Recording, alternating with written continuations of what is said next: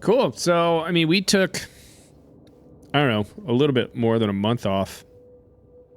Just because I had some things going on, needed to focus on it.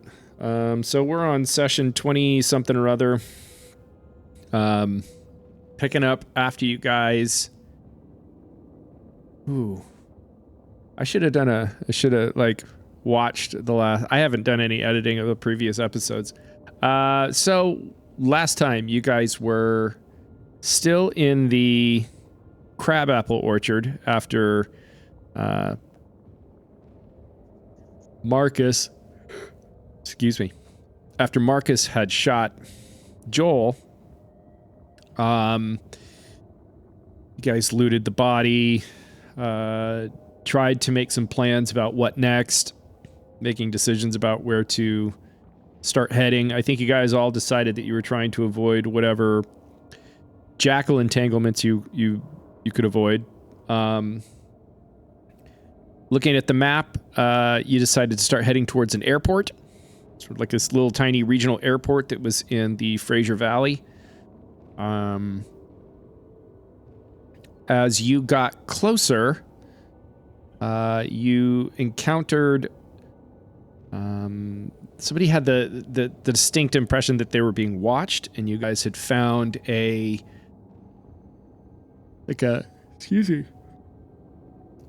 notebook that revealed that somebody had been keeping track of all of your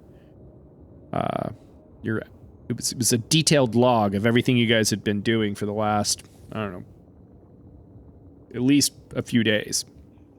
At one point, somebody could smell what smelled like cigarette smoke. So you got the impression that that person was nearby, but you never saw anyone. And so you continued on towards the airport. What's happening right now? Sorry. The dog is running up and down the stairs. When you get to the airport, you guys are very cautious about approaching it. You set up tactical positions to kind of guard yourselves as you approach the airport. Marcus and Silas, and I think Macaulay, or not Macaulay, Dorian was with you guys. You guys all went towards like the air traffic control tower, and distinctly determined that there was somebody upstairs in the air traffic control tower, and they had briefly asked, hey, you guys said, hey, we're just here to talk, and they said, sure, we're coming on down, and they lobbed a grenade at you, which started a fight. Bunk was trying to take sniper shots at whoever was in the air traffic control tower.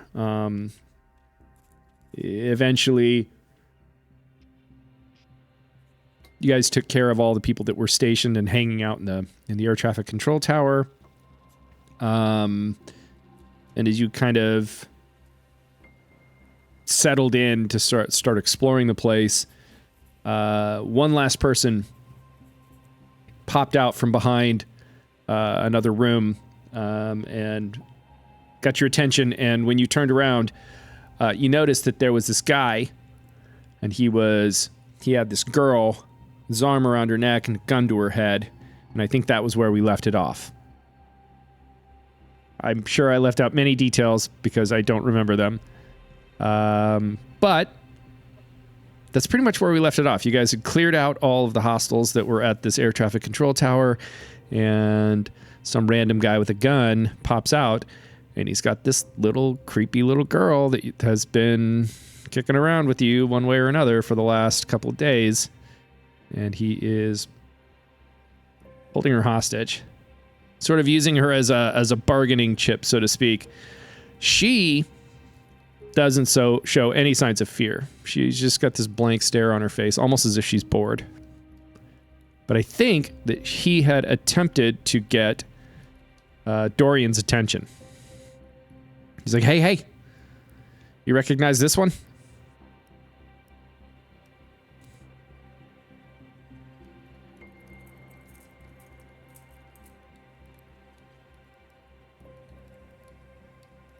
can't hear you, Shane.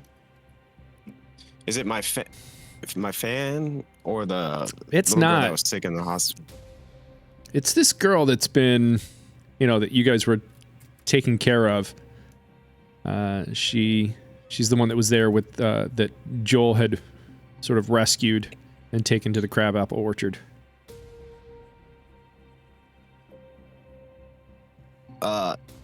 Yeah, I know that girl. She ran away from Buck when he pulled a gun on her, or pulled a gun on Marcus. Yeah, Marcus. He's like, yeah, well, if you guys, if you want her to live, you're gonna put those guns down, right? Guys, do we want her to live? I want her to live, but I am most certainly not putting my gun down, and I aim it right at him. And he's like, I'm not messing around. And he like gets behind the girl as much as he can. He's like using her as a shield, but she's much smaller than him, so he's got to like awkwardly crouch down, and he's got a gun to her head. And this girl, the whole time, she doesn't seem to give a shit.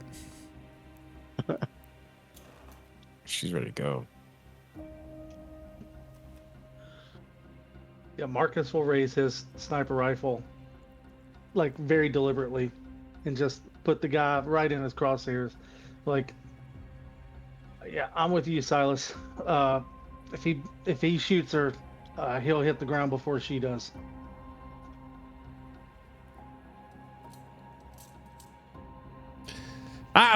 The guy's sort of muttering. He's not really sure what to make of it. He was pretty convinced that this was going to do the trick, appealing to your sense of preservation of this kid. So this girl, she just sort of lets out a sigh. She's like, and this guy is like crouching down. He's like hiding behind her. She just sort of turns to him and just sort of starts whispering something to him. Creepy fucking girl. And he's like, I'm not kidding.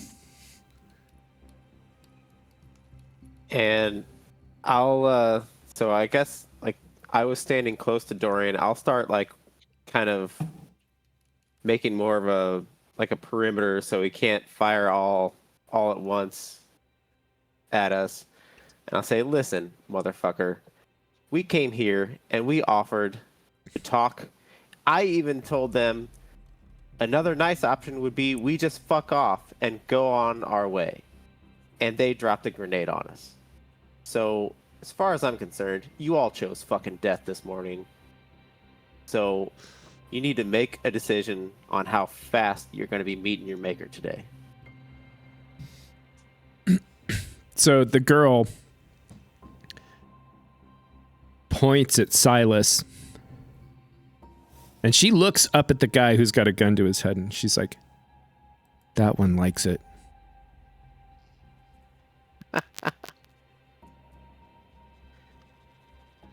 And this guy's like, loud enough for all of us to hear? oh yeah. She like points right at you and says it loud enough, but she's kind of saying it to the guy. She kind of like she like looks over her shoulder. She's like, that one likes it. And this guy is getting visibly like more and more like he's not sure what to make of this shit. Like none of this is a go. Like in his head, the way that he thought that this was going to play out, it is not doing any of those things. Of the potential 4 or 5 different ways that this was going to play out, this is not one of them. He's more confused at this point than he is anything. Hey, listen, bud, maybe you suck at math, but there's more of us than there are of you. You should just drop your weapon and walk the fuck away. Give me a persuasion roll. With I'll give you a +2 on this because That's good because Silas sucks at persuasion. All right. First roll in a while. No 6s, and I don't feel like pushing it. He's not worth it. Let's see if this guy's... Oh, I do have 1 stress apparently on my sheet, so let me roll that real quick. Okay. That was a 6. Oh, it was. Nice. Okay. Yeah, so this guy starts looking at you. He's looking at her. He's looking at her, looking at him. Like, he's weighing all of his options. And he's just like, after a few minutes, you could see the concern on his face. He's like, he just like pushes the girl away, throws his gun on the ground. He's like, it was her idea to begin with. I didn't even want to do this. And this girl just sort of looks at him. She says to him, I don't know how you've made it this long.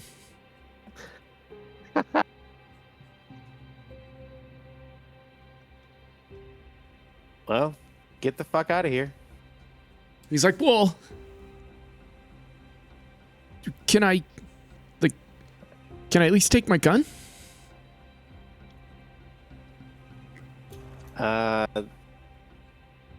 Is it on the ground, like near him? It's at his feet. I'm just gonna pause a minute and see what he does, and if he reaches for it, I want to try and shoot his hand. Not a warning shot. Gonna shoot his hand. All right, so That's his warning. he asks, "Can I at least take my gun?"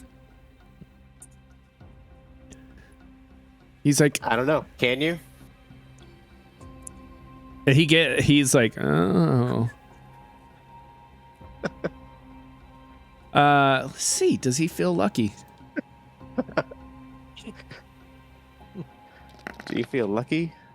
He Well, do you? does not punk? feel lucky. So I guess the question is, does his failure on this insight roll mean that he is not smart enough to understand what you're implying? Or,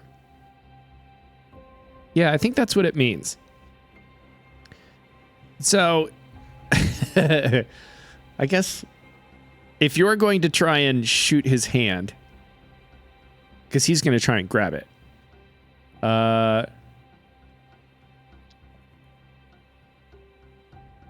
Yeah, go ahead. He's going to go for it.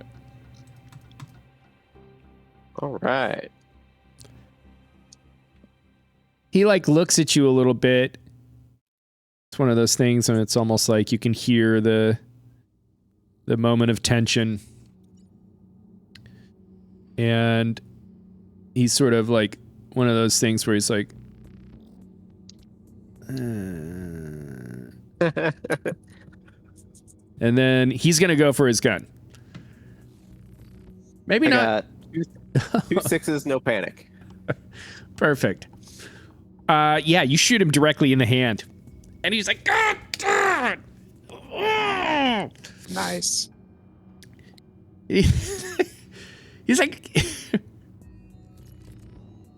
you could have at least killed me. Now I gotta walk around with no gun, an injured hand.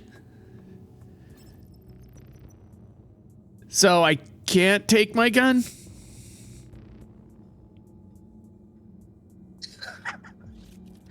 Is anyone else tired of this idiot?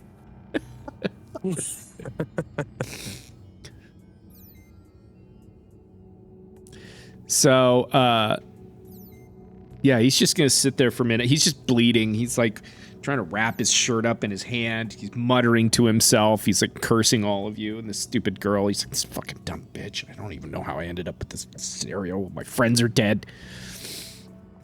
He's like, fine. I'm leaving. And he gets up to leave. And the little girl starts walking towards his gun.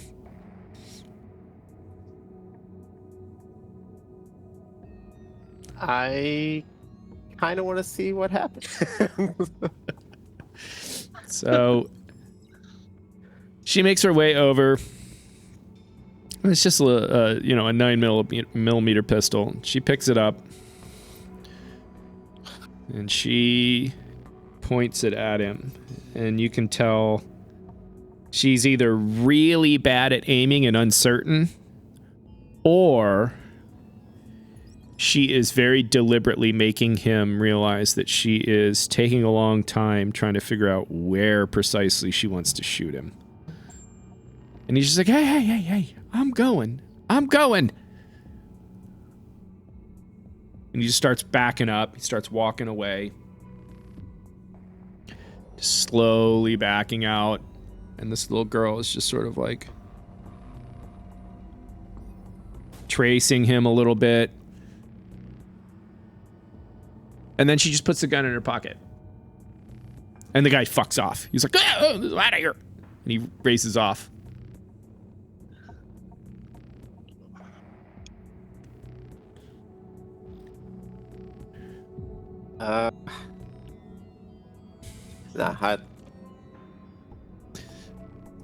She looks at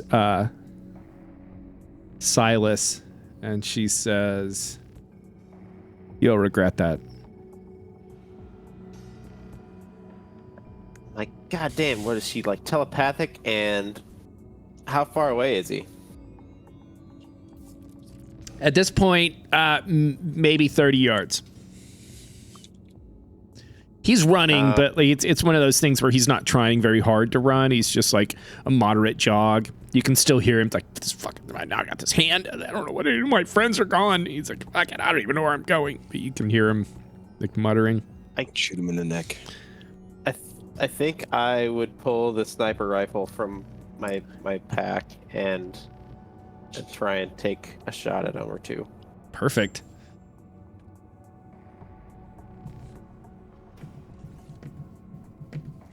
That is 2 6s, no panic. Yeah. I mean, would you like to describe how he dies? I mean, I don't think I've done a neck shot in a while, so like, as he's running away, just kind of takes him through the back of the neck and like right out his Adam's apple. Just nice. Yeah, and he just falls down, just very unceremoniously, just face down in the dirt, dead. And this little girl just sort of, you're getting the impression that there's some layers to this girl. And after all of this, she's just like, okay, what next? like, when did you become talkative? Like, what's going on here? She's like, I could always talk. I mean, I figured you could always talk, but you were pretty silent before. Why now?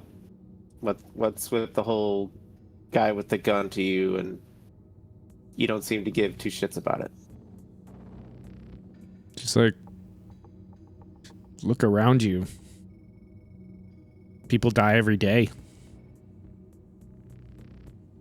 I was born into this. Like, this is all I've ever known. As far as I know, this is just how the world is, not what it's become.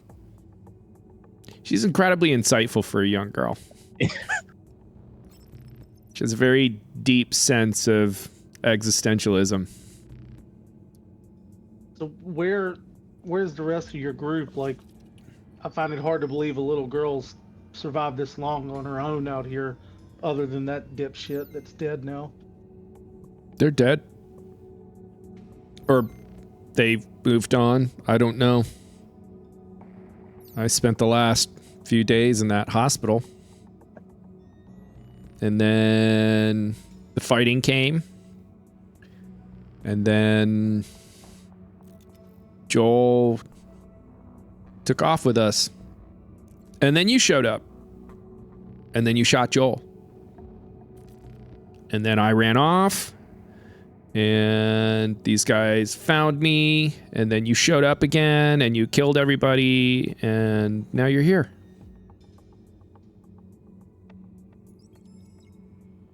And I'll say, yeah, my name's Marcus. I'm a trail angel. Nice to meet you. No. So what's your name? Margaret. What a lovely name. Mm-hmm.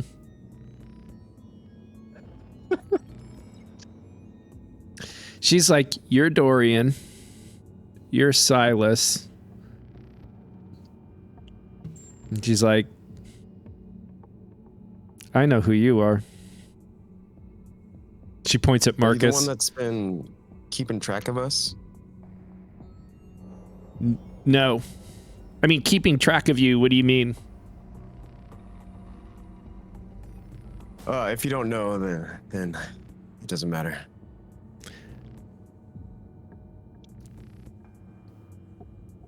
She's like, I maybe heard a little bit more than you guys want to believe when I was in that hospital. You wouldn't happen to have a smoke I could bum, do you? No. No.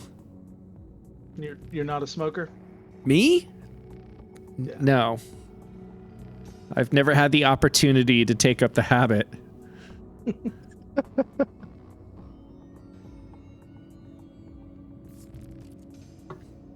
So she's like, what's your next move?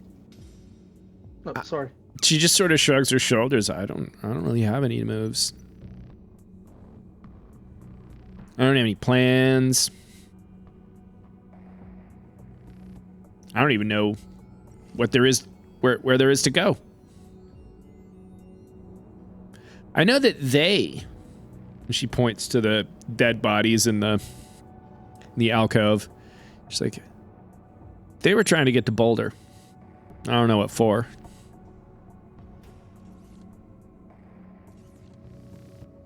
And I know that way, she points back towards the hospital. She's like, that place is just flooded with danger. What's your plan? You're looking at it. We're just kind of wandering, trying to get away from all the craziness we left back at the hospital.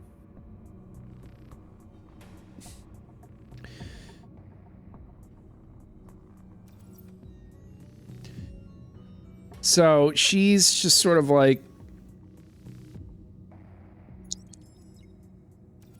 I heard these guys talking about a safe place in Boulder. I don't know what they mean by that. But they seem to think that there's some sort of community, some sort of remaining outpost. But I don't know how far we are from Boulder. I don't even know which direction it is, but that seems to be where they were going. And they kept community. Like, what kind of community could these guys want to belong to? Like, we offered to talk or fuck off, and they tried to blow us up. Like, I don't know if I need to be in that kind of community. She just shrugs her shoulders. I don't know. That's just what they said.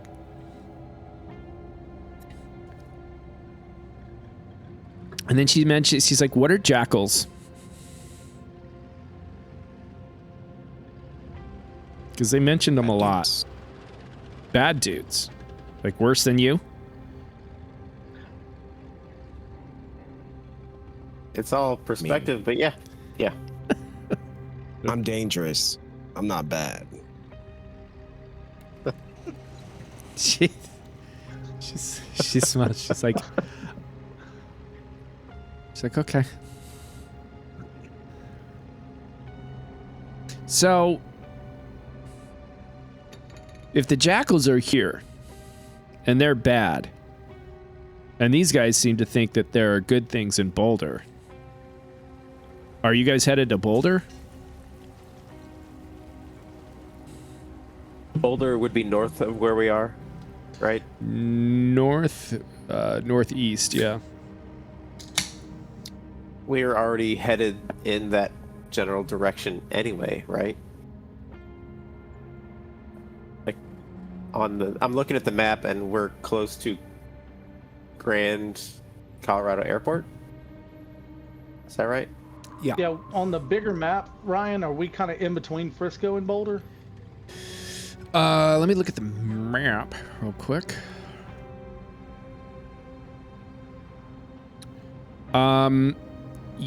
So on the bigger map. Oh, 2 seconds. Let me look at that one. Oh, like the old hex map? Yeah. The really big The one. Man, I that's haven't in looked the, at that one in a while. He's got it in that PDF of the rule book. Yes, I mean Boulder is definitely west. Or I'm sorry, east, not west. Jesus.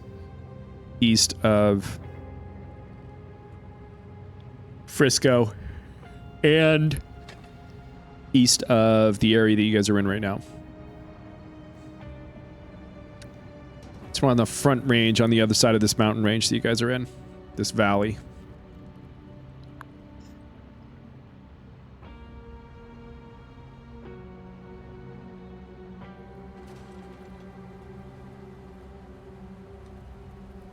And we were already headed mostly north anyway. Did we find a map that looked like this, or we just kind of have a general knowledge of the area?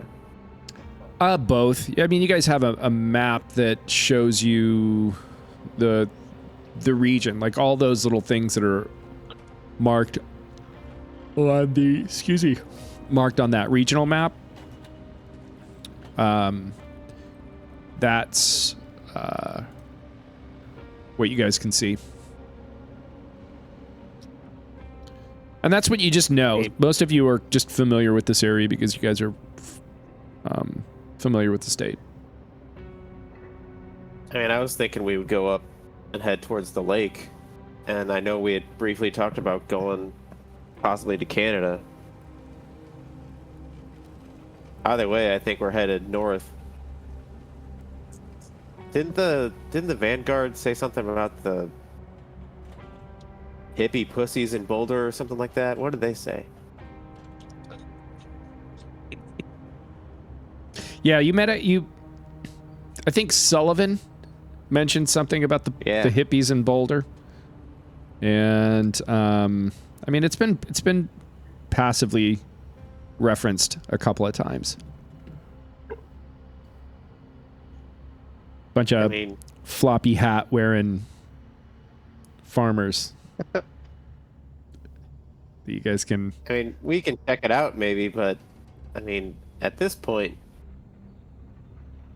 I almost don't want to be around people. Like, every time we try, it seems to get real messed up real quick. I used to really, really want to be a part of a community, but I don't know anymore. I don't know if that exists in this world. Or at least that I can see. So this girl pipes up and she's like, everybody I've ever known dies.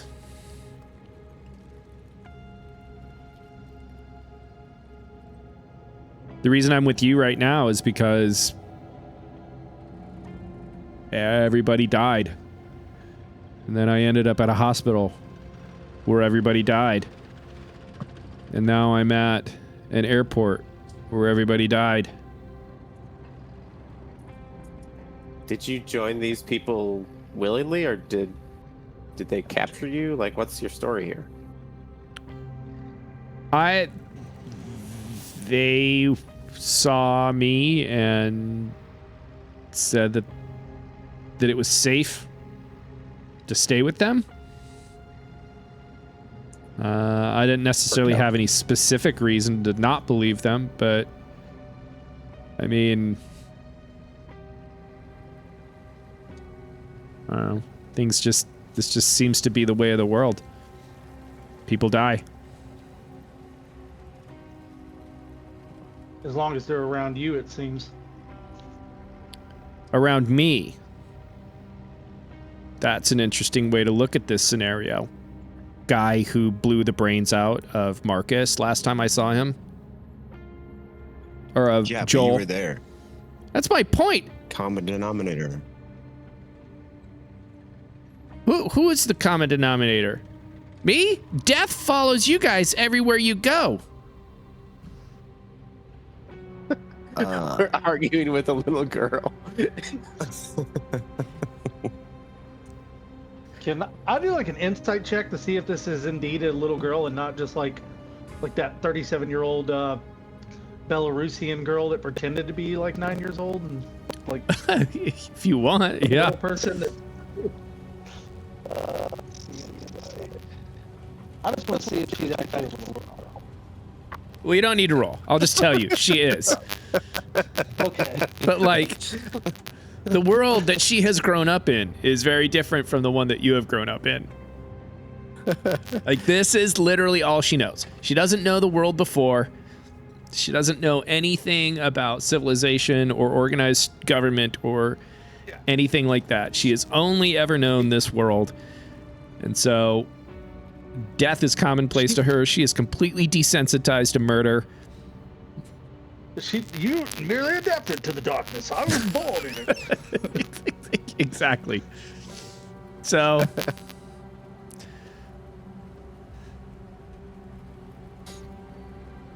but she seems to know more about you than you have any reason to believe, or to know why she would know this much about you. Like, she knows all your names, even though none of you have spoken them all. She seems to understand some of your personalities to a certain extent. Was she the one that whispered to me that Joel knew who I was? Yes. Yeah. Yeah. So how did you know Joel before Joel got what was coming to him? She's like, well,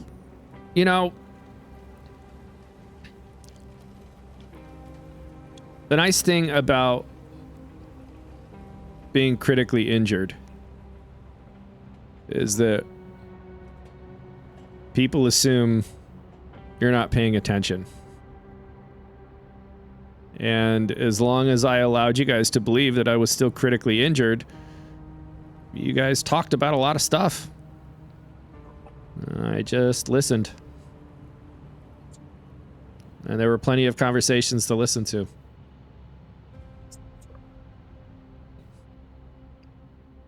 So how did I know Joel? Well, I just listened. He talked a lot. I heard him talking to Grace before you guys while you were gone. What was he saying to Grace? Nope. He said that Marcus was the reason those people attacked the hospital. And he said that Marcus wasn't telling the truth about who he was. Or Marcus? That guy? She points at Marcus. I've told these guys that I was with the Trail Angels, and I've told them everything that's happened after the world ended, so they know all about me. Yep. And she just kind of shrugged her shoulders. Says, I guess so. Damn it. I don't think I do. I'm going to shoot a little girl in this game. I'll feel worse about shooting the dog at this point, though. No. Well, we need to start moving, guys. Are we taking this creepy little girl with us, Peggy? What did I say her name was? Martha? Margaret. Peggy's a Margaret. Margaret, yeah. Peggy's a nickname. Watch a Captain America movie. Her nickname is Peggy? Did you just decide? Peggy. Okay, perfect. And then she looks at Dorian and she's like, Tony said some things about Dorian. Who's Georgia? Georgia? He talked a lot about Georgia. Always on my mind. I knew it. I knew it. She was a person from my past, our past. Tony liked But Tony's a Georgia. piece of shit. That's what Tony said about you. Yeah, well, Tony get- said you killed Georgia. I know that one's not true because I these saw guys who killed Georgia. withdraw Georgia when she died. That's not what Tony believes.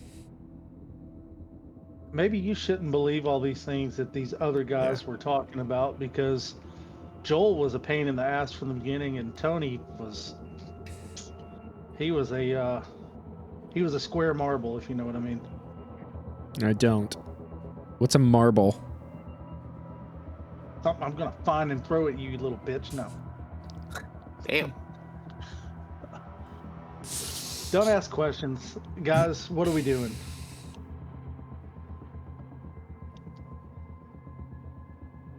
I forget what time of day is it? Is this nighttime? Like, It's like the middle of the afternoon.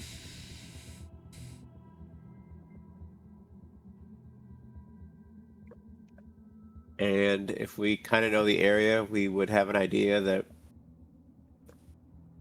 So are these X's things that we can see? We've like found a map with X's for the airport and the campground and the golf course and hot springs. Yeah, somebody has actually annotated this map. Like this map that you guys found. Like it was on one of the bodies of the group that attacked the hospital.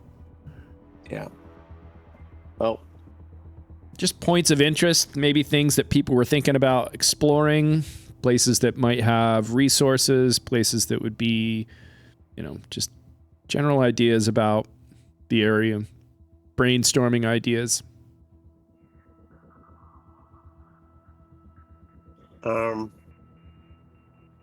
well, if we got plenty of daylight, I mean, we can probably still start heading north after we search to see if there's anything of worth, that we can grab, food, water, whatever. Yeah, I mean, to that end, you guys haven't really explored the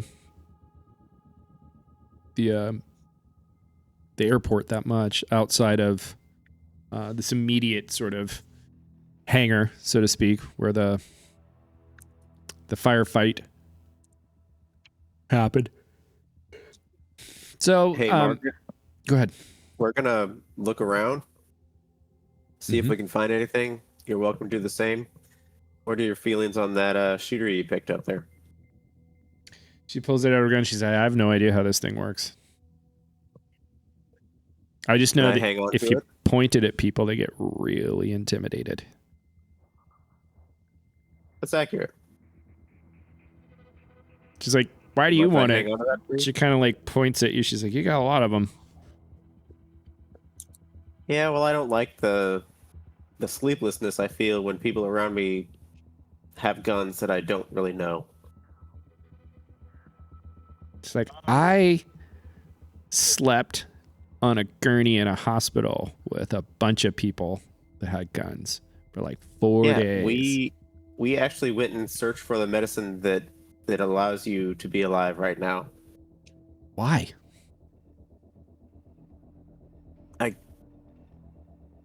Some people in this group think that we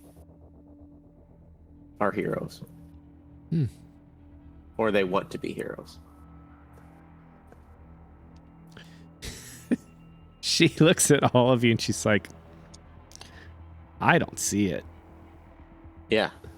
I get where you're coming from. You were also unconscious when we were trying to help you. I have a feeling if you were awake before we did all that, we may not have. Because you seem very ungrateful.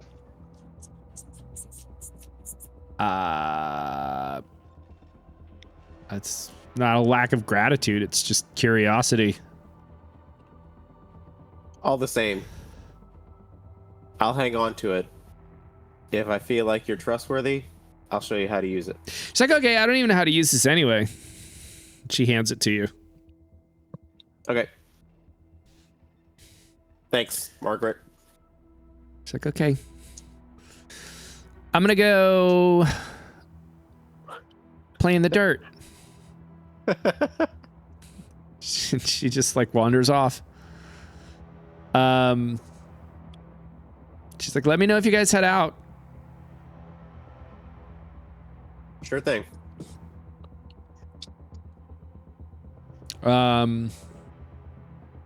Yeah, I mean, so there's, you're at basically, the room you're in right now is just basically a big hangar. There are no airplanes in it, but this is a hangar bay for a plane that would be no bigger than like a small, a small single prop. If Corrado were here, he would be able to tell you exactly what model plane and what size engine it would be and all that stuff, but he'll have to do that later. So yeah, it's a small hangar. There's all the accoutrements that you would expect to see in a hangar bay at a small regional airport.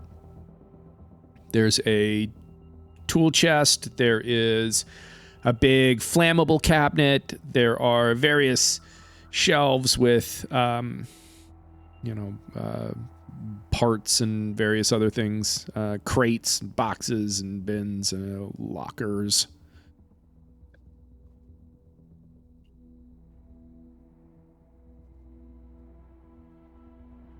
Yeah, I'll head to the flammable cabinet and take a look in there. Okay. Blow some shit up. You open up the cabinet and looks pretty rusted out for the most part. There is a small sort of portable gasoline canister that's in there. You don't imagine that this is for fueling planes, but I would say there's about half a gallon worth of gasoline in there. There is also one of those small, sort of like Coleman butane canisters that you would hook up to like a portable camp stove. And then there is a big plastic, like it's a 5-gallon jerry can that's white plastic. And the SDS label on the outside says isopropyl alcohol. It is mostly evaporated because the goon that left it in there left the cap. He like cross-threaded it, and so it's been slowly evaporating. So there's only, I would say, about 4 ounces left of isopropyl alcohol in the flammable cabinet.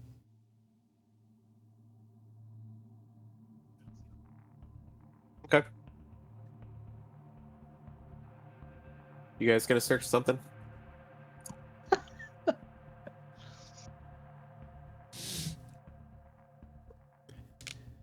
Yeah, what else is there to search? There's like it looks like one of those big, like, mobile tool chests that's got like 800 drawers in it. There's some lockers, there's random bins and just some shelves and stuff. Give me the tool chest. Okay. Roll a D66 for me. Roll a red die and a black die.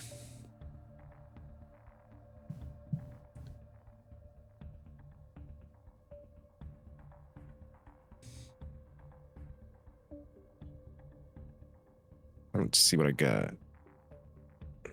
Oh. Did the dice not roll? Yeah, it popped in the side over there. I don't have number values on all the faces. Yeah, let me just roll physical, or just roll physical dice if you want to. Or I could do it for you either way. There we go. 63 or 36? Which do you want?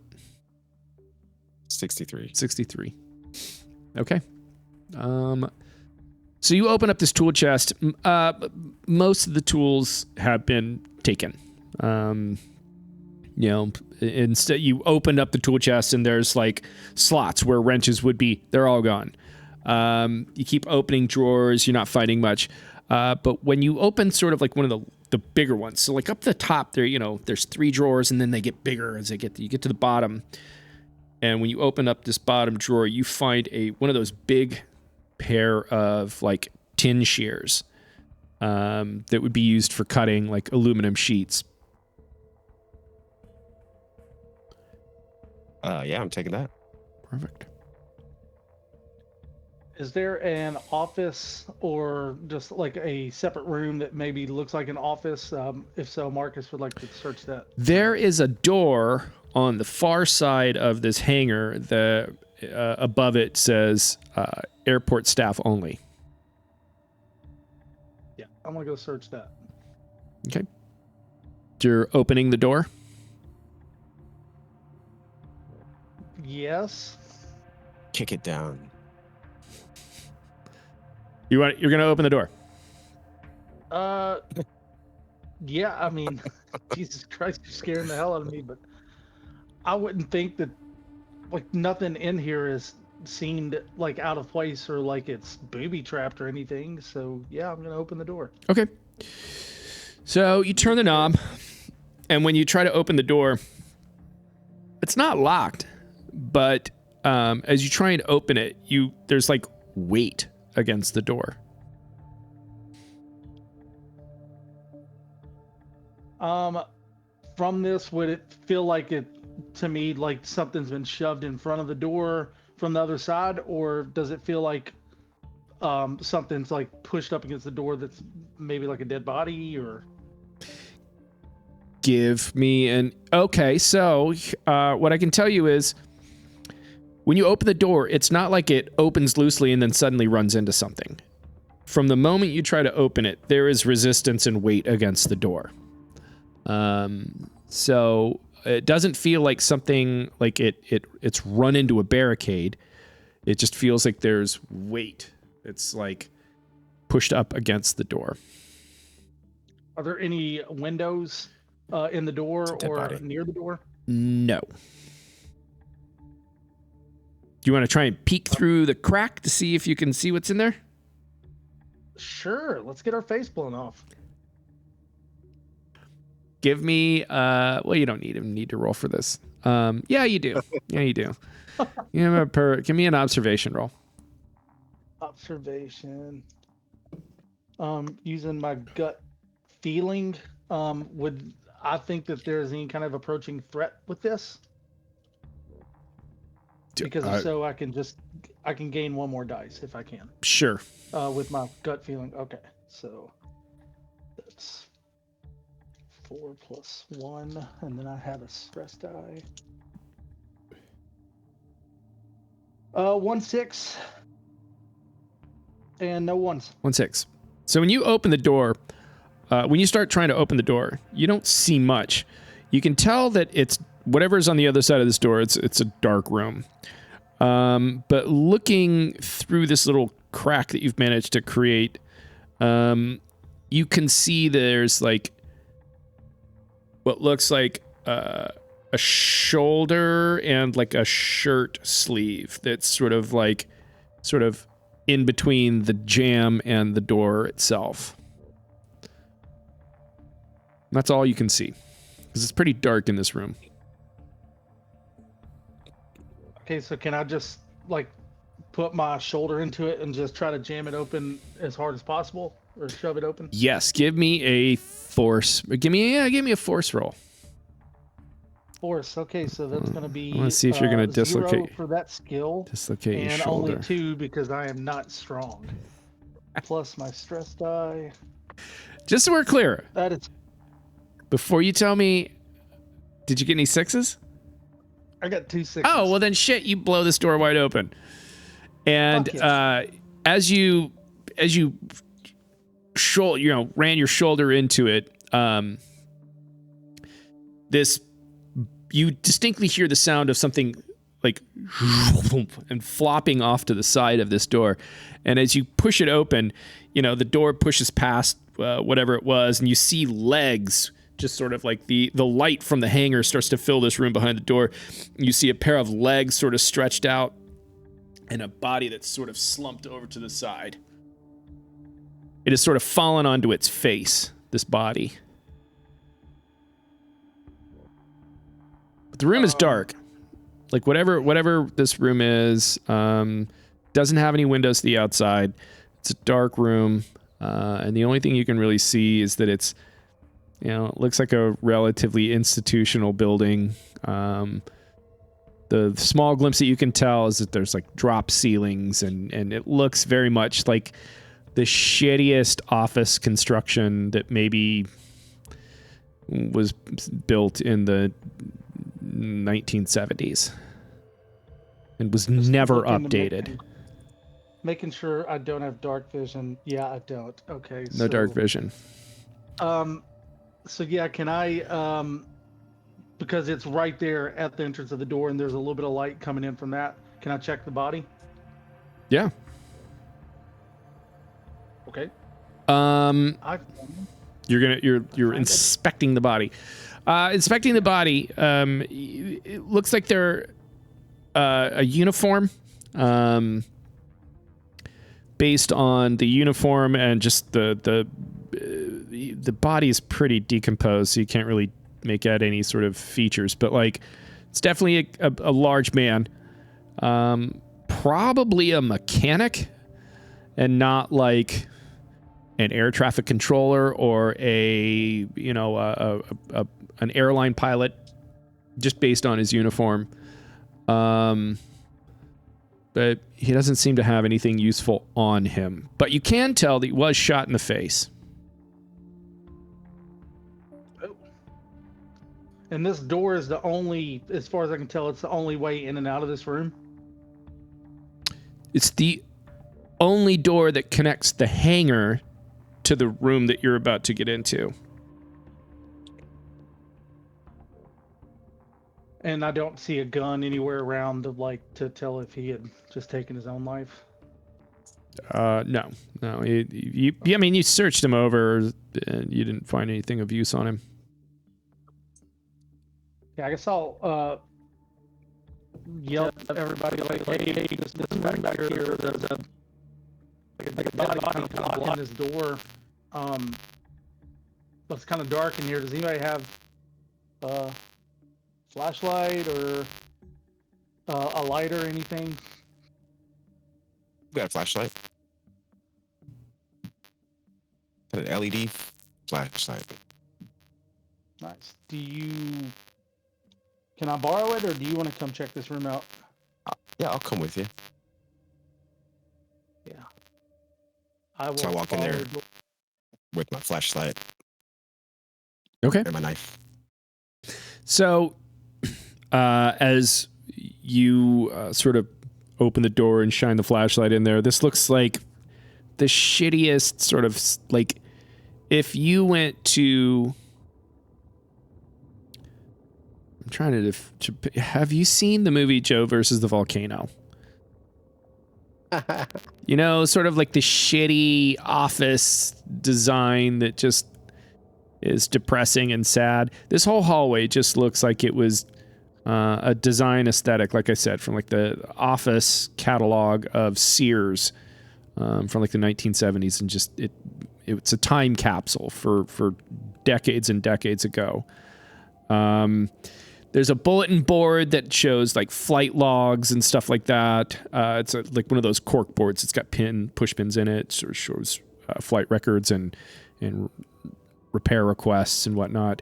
It's a narrow hallway that looks like this room isn't really a room per se, other than like a hallway that leads to other rooms in the in this airport.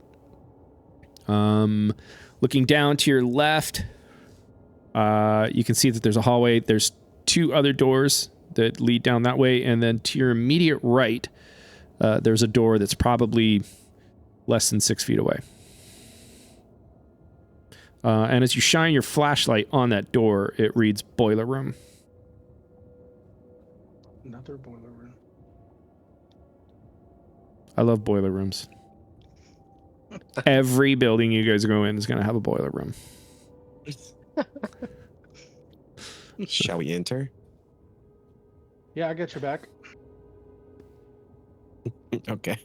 I'll I'll lead the wander way. into. I don't want there to be adventure without me. So But Marcus does want to show like this dead body's been shot in the face. So just so you're aware. He didn't die of natural causes. Looks like. I think anybody would naturally die after they got shot in the face. That is, That's that not is the also point. true.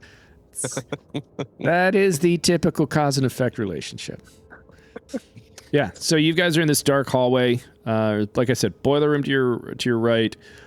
There is a door all the way at the end that is at the far end of it, and then there's another door that's sort of at the end, but if you're facing down the hallway, it's off to your right again.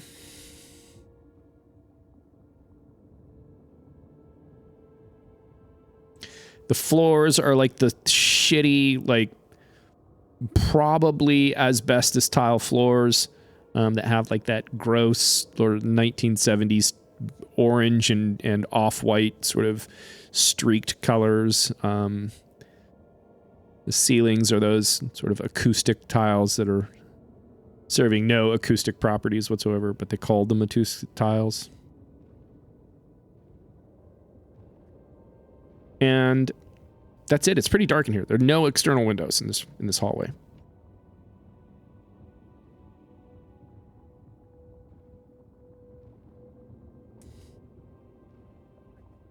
And it stinks like a dead guy. Like there's a dead body in this room and has been for a while. Okay. Can I try and find the dead body? Well, you stepped over it when you walked into the hallway. Oh. Found it. There's your problem right there.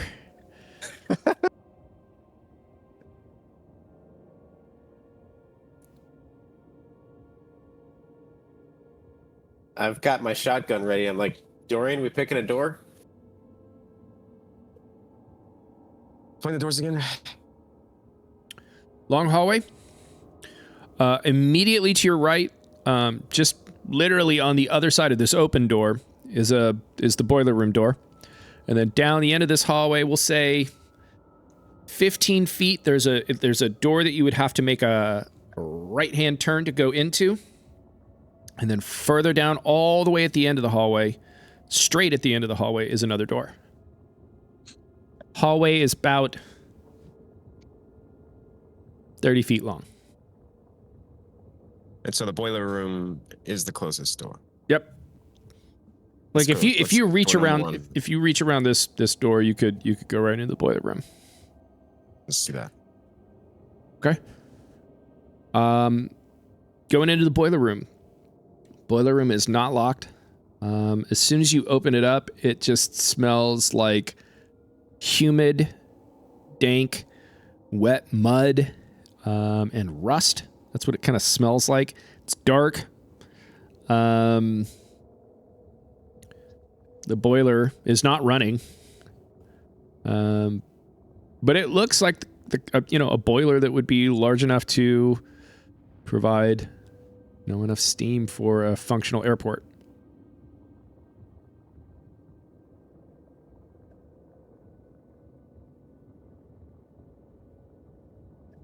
There's like a mop bucket kind of tucked away immediately inside the door. It's dry. Smells like maybe the mop has rotted. Okay. Nothing to see here.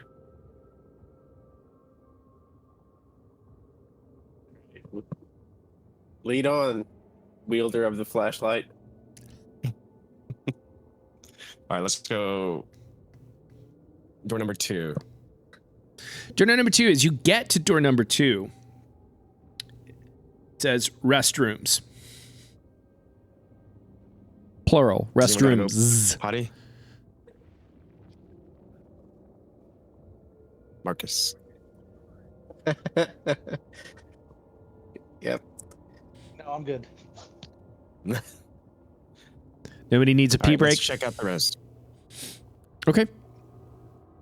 So It's the door gonna stink. on the far end, there's just signs that says 2 main terminal.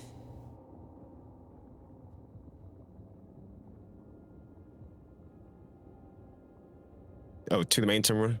Mhm. Let's do that. Okay.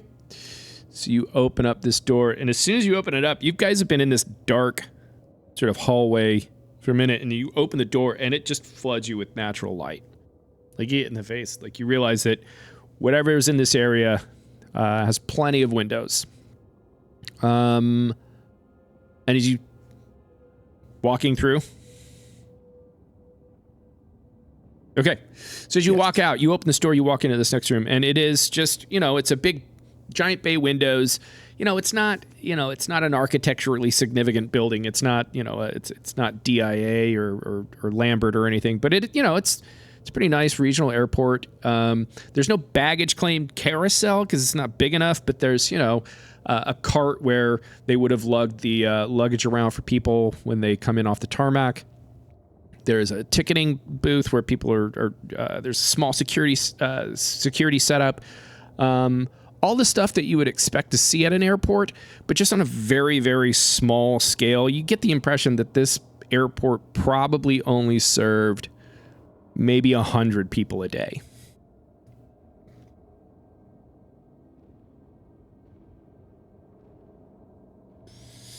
And there's a ticketing counter, and behind the ticketing counter you can see another door, and it says office, sort of stenciled on it. That's for the important people. Let's go to the office. We're going through, or are there any signs of anybody that's been here recently? Like, nothing. There's definitely signs of, people having been in here. Nothing that would indicate that somebody's been in here within the last 24 hours.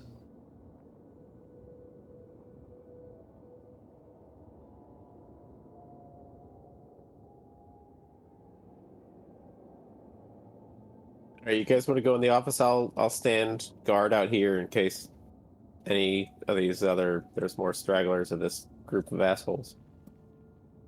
Yeah. Okay. So as you sort of make your way past the luggage cart, get more towards the main foyer, you can look out into the parking lot and you can see there's a couple of cars out in the parking lot. Parking lot is completely overgrown with weeds. Every crack has 4-foot tall weeds growing out of it. The cars that are there, completely overrun and rusted out.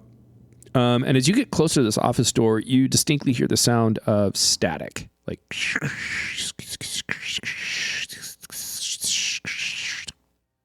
That's what static sounds like.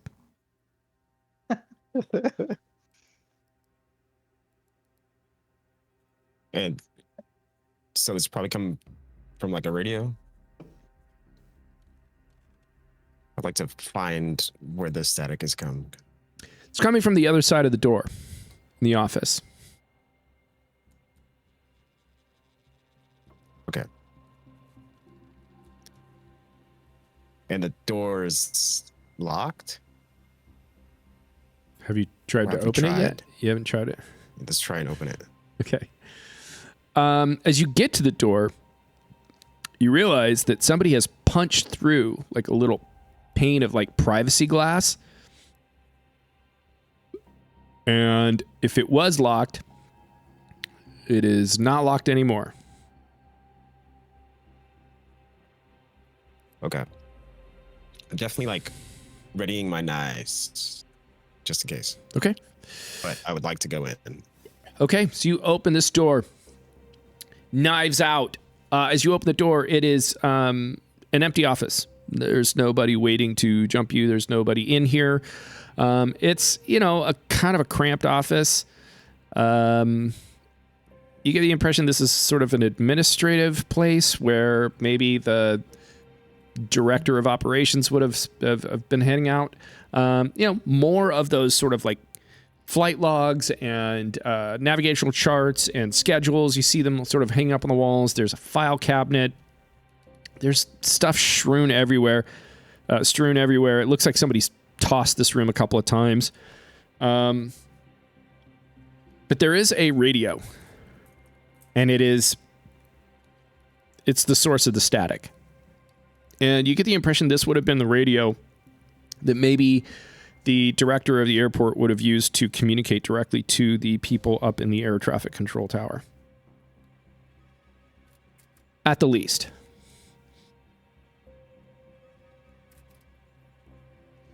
And that's where those guys threw that bomb or the grenade.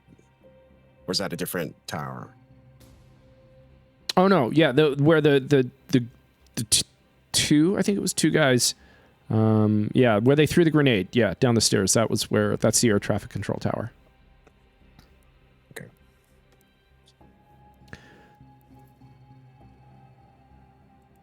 But it's powered on. You're not receiving any signal from anything.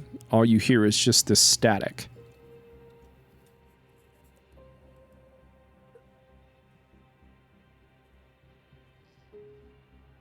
That means that there's got to be some kind of electricity or battery that's powering this. Yeah. Which is odd.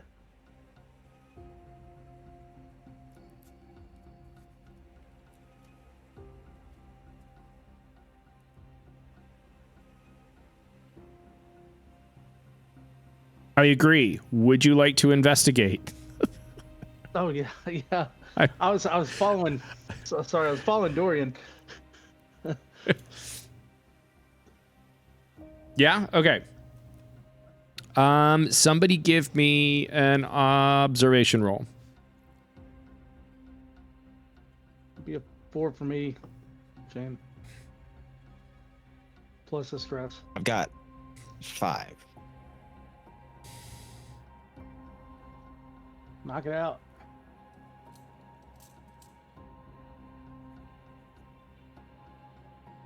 One six. 1-6. So as you kind of look over this radio, because obviously you guys haven't seen anything with electrical power since your meeting with Sullivan, you see that there's like an electrical cord. There's like an extension cord that's running the back of it. It was set up to run underneath the door, and it's leading out through the foyer.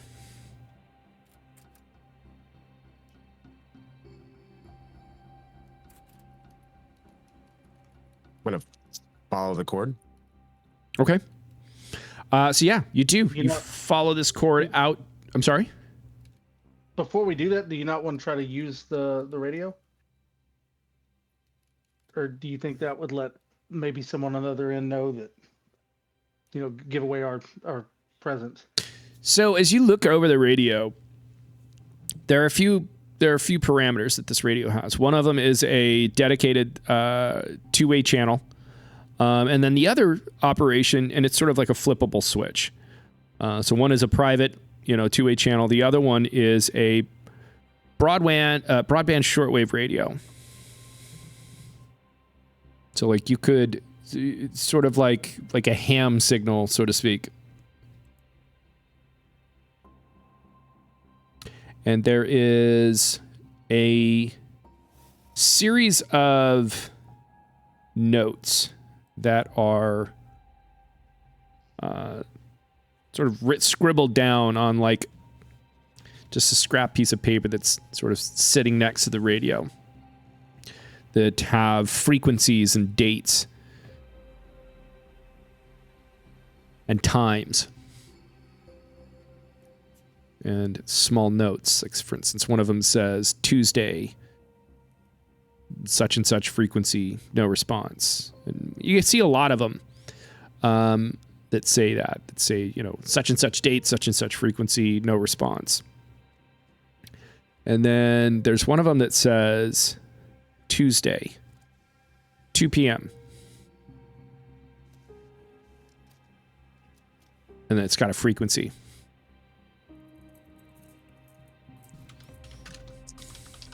What's today? Today is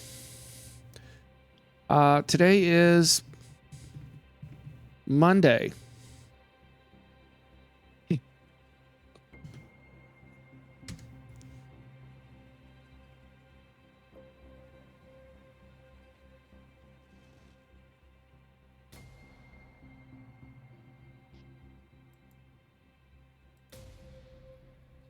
So you want to use that frequency? Who you gonna call? It's either that or we hang out here until tomorrow and see if someone starts calling around that time. Lets us know maybe who's running this operation. Meanwhile, we can search for the source of power. But, we obviously need to talk to Silas about all this. Yeah, I like that plan. Yeah, I Like, guess I'm right outside the door, guys. Like, what do you need to tell me? We got power. Ours we're gonna. interesting. You There's got a radio? cord- Yeah, there's a radio. There's a note in here that says a frequency and Tuesday at 2 p.m. And then there's a power source running out this back door. So we're going to check to see, or a cord, I should say. We're going to see if this cord leads to the power source and continue on that path. All right. Anything interesting about this radio? Like, is it something that you could talk over long distances? Is it short? Like, what do we got? It seems it's got two operations. There's a two-way conversation, or a two-way like from this to another one, and then there's a switch that you can do kind of like long broadcast outside of maybe the perimeter that we're in. Well, at the very least, then there could have been someone in here when we showed up, and those idiots in the tower could have warned them. So I'd stay frosty. There could be somebody hiding in here.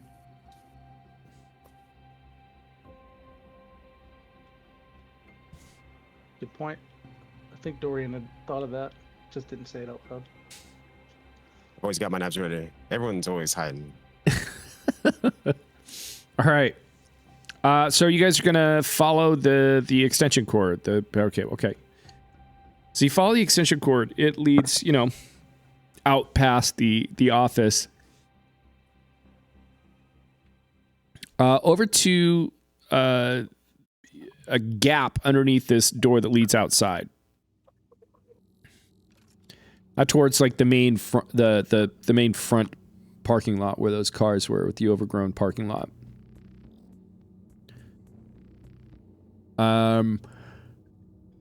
As you walk outside and continue following it, you eventually see that there is it's not big by any means, but it's sort of like a 2-foot by 3-foot solar panel that's just been set up and propped up on the ground that's facing south. So this whole thing is just running off of like a solar panel that's providing basically direct power to it.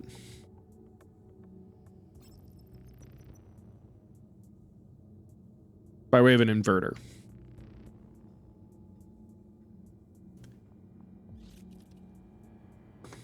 Pretty handy. Yeah, when we leave, we're gonna have to steal that.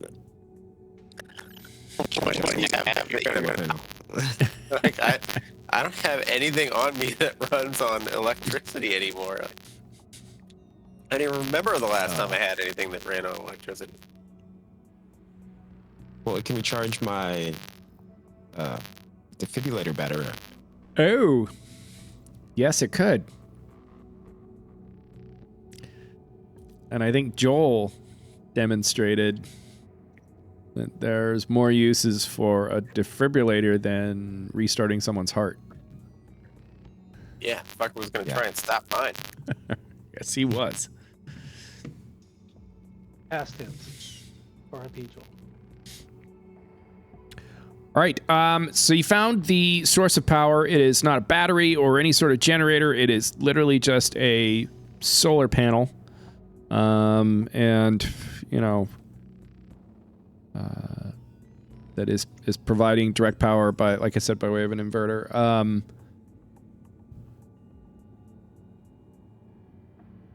Is there any But that's it. markings or scribblings or insignia on the solar panel? Just the brand name of the manufacturer, which is Acme. Acme solar panels. If there's anybody out there watching from Acme, I am open to sponsorship.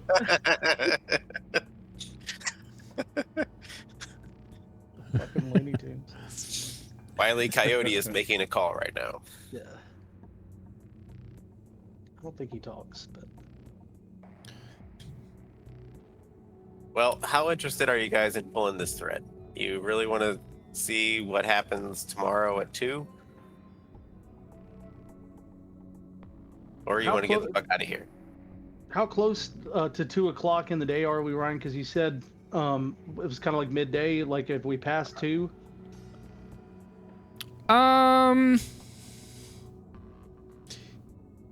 Give me a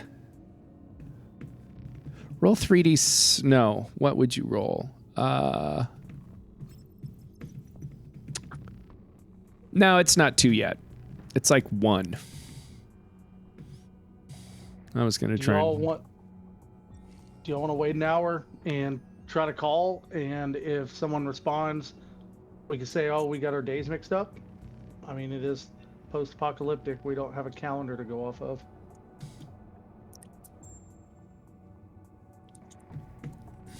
I mean, to be Saying that, clear, we're like- you can use the radio, to whatever extent you want. It's operational. You didn't see anything wrong with it. So, I remember when we tried to do some sort of message and somebody's group didn't think we had the right code cracked, and then they came in guns blazing. I don't know, Marcus, if you remember that shit, but I do. If we say the wrong thing, we might just be calling down people on us. It's true. So, if you gotta pull this thread, tune into that frequency and wait to see what happens. But if you offer up, wrong information, you sound like the wrong person, we just put a target on this spot. Now, we can fuck off and get out of here, hopefully before something happens, but I don't know. I don't know how close anybody is.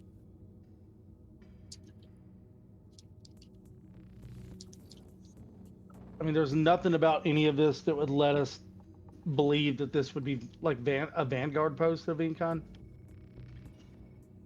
Seeing that the Vanguard was the last place that we saw like electricity and You haven't anything seen close to it. anything to give you the impression that this is specifically a Vanguard outpost. You haven't seen anything to give you the impression that there's any specific faction that may be using this as an outpost. So, did we find that map after the attack at the hospital? Yes. So, Marcus, according to Creepy Children, that attack on the hospital was looking for you. We found this map. It has an X on this spot.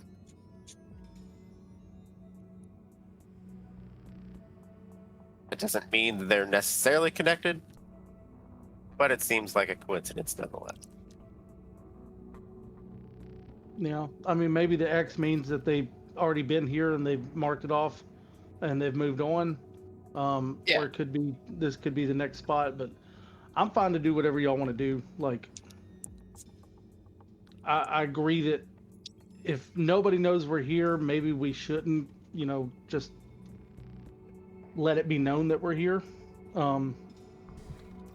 If we want to keep moving on, I'm fine with that. I mean, there could have been someone in this room when we showed up that already radioed that, some bad motherfuckers came in and started shooting. us being the bad motherfuckers, in case you guys didn't know. But I don't know if it's a good idea to hang around.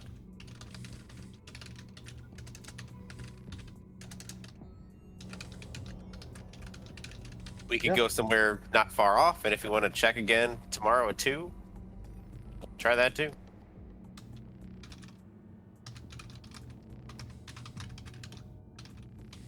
Yeah, that's fine with me. You've got Mr. Survivalist himself, Bunker McCready, or whatever his name is. Like, we can go into the woods and figure out a spot. Yeah, have we been north of the airport here to this campground that's marked on this map? We can't. I know we've been to the golf course. Nope. No, you guys have not been this far. You guys came. I'm sorry. Go ahead. From looking at the map, Yeah. would we be able to tell like how far it is to that campground from the airport? To the campground, it is probably. I want to say. We'll say 5 miles. I don't know specifically. Okay. We'll say about 5 miles. You guys could do that in a few hours. If y'all want to do that, we could check this out and then possibly make camp there for the night and then come back tomorrow and see if anybody comes over the radio at 2 o'clock. And if there's kind of like a, why aren't you responding? We're sending someone on the way. We know, hey, we need to get the fuck out of here. That way we can just check out this campground that's on this map. It's also got an X on it. Yeah. I'm down. Yeah. Try to make it.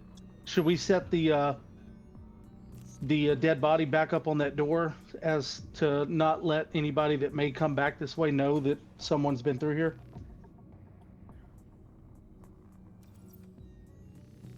Yeah, be my guest. Oh no, not it. Yeah, like, to be clear, this body, it's not like this body is, a fresh corpse. This guy is rotting and decaying and a little bit bloated. He looks slightly gelatinous in texture. Like, this is not, if you're going to do some handling, we're going to have to make some rolls. Constitutional saving throw. Yeah. And if it's anything that's going to be based off of strength, Marcus is going to fail.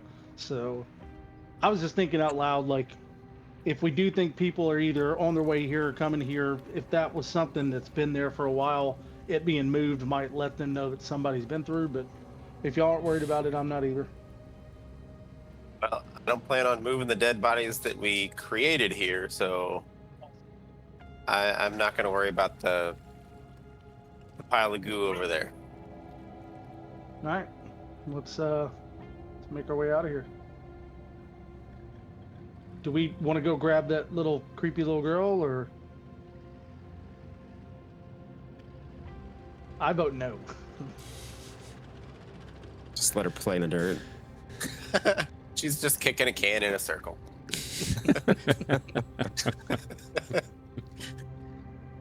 Having the best time.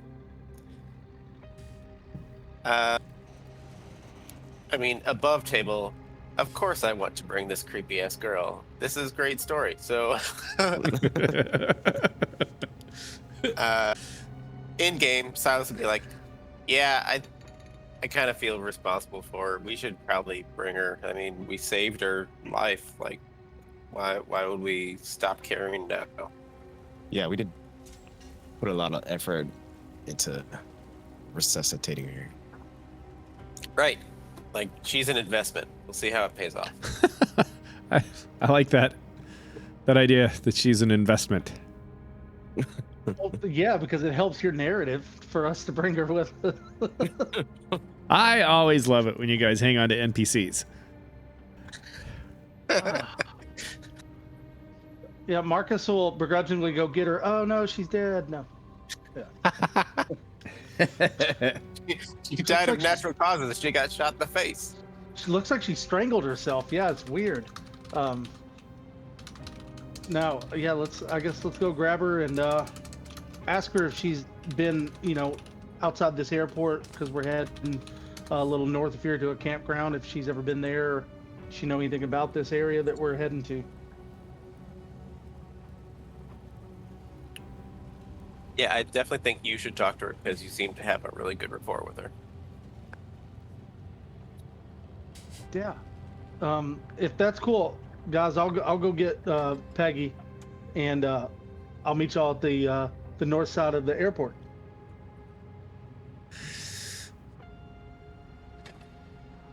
All right. Okay. So Marcus fucks off to go find Peggy. And as you guys are sort of waiting, Marcus is left. You guys are sort of like just awkwardly standing there, waiting for time to pass. And as you're standing there, you hear the static stop. The static on the radio stops, and then you hear 3 short tones. Boop, boop, boop. And then a message comes through that says, Resistance A. If you hear this, you're alive. Supplies near the lake. Follow red markers at dawn. No lights after dark. Hope is still here. And then it just goes back to static. Supplies at the lake.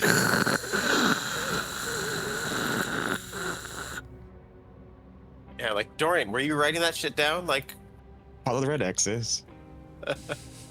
No lights. After dark. I don't know if you're doing that in character, but that sounds like the way Dory.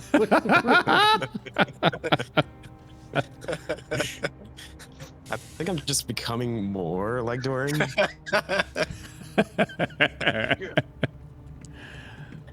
And just as for the sake of a piece of insight, it sounded like that was a pre-recorded message and not that somebody was speaking to you in real time.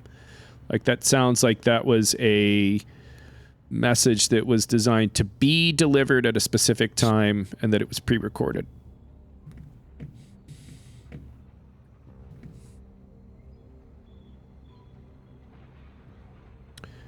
like propaganda radio. Like, are they the Fireflies?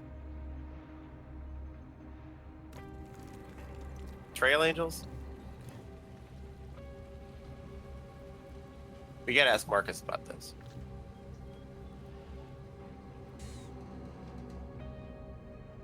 Yeah, I didn't hear that because I was getting this little girl.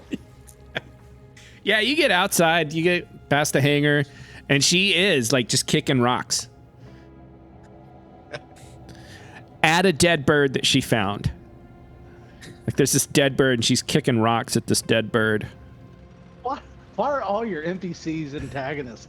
Like, every single one of them is so killable from the jump. Like, I used to play D&D with this guy named Jacob. And Jacob is like this really snarky, hyper sarcastic person.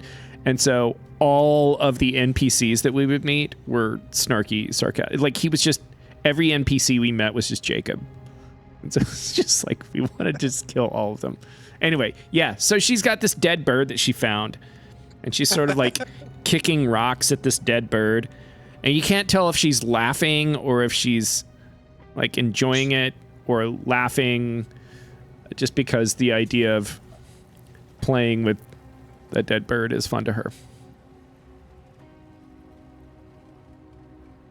so I'm not going to try to like sneak up on her, but I definitely don't want her to know my presence until I can announce myself, because I want to be very close to her. Yeah. Kind of bent down, I'm assuming, 9-year-old girl, she's short. And I want to be like behind her, kneel down, and even though it's just us, I want to whisper, Well, before you tell me what you're going to whisper, I need you to give me a stealth roll to see if you sneak up on her. Stealth roll, that's going to be an 8 plus my... Because apparently I can't play any kind of tabletop game without basically being a rogue. Oh Nick, my god, that is Nick. 3 6s. Oh, yeah. I mean... One of them on my stress die. Oh, nice. Okay. Yeah, I mean, she has no fucking clue. She's so preoccupied with this dead crow. She's poking it with a stick. In the eye. She's like... Seriously, guys, I really want to just pull my 9mm out and kill this fucking Children of the Corn creep kid.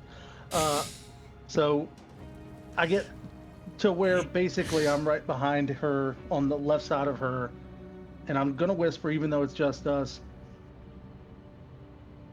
All right, Peggy, I don't know what you think you know about me from hearing it from some jackass that constantly got on everybody's nerves and made it so he had to be unalived. But if you're gonna travel with us, whatever you think you know about me, you need to get out of your head. I'm with the Trail Angels. I'm here to help people. And right now, you fucking with this bird is not really giving me the best vibes. But we're gonna head north, and if you want to come with us, let's go. So she turns around and looks at you and said, "He said you were the warden at a prison." I pulled out my gun. No, damn it. So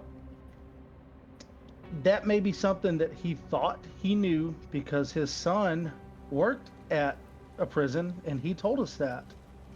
And all he ever did was antagonize.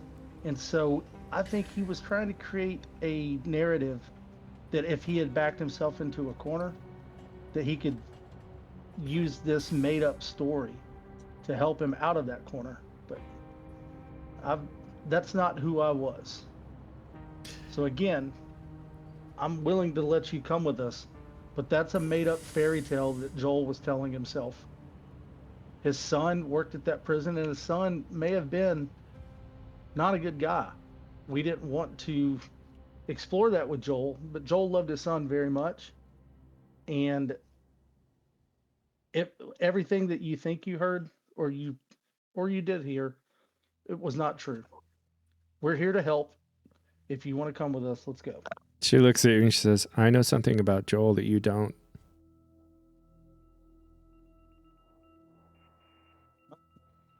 Tell me about it. She just kind of looks at you. She just grins. She's like, "Let's go." And she starts running off. "Hey, guys."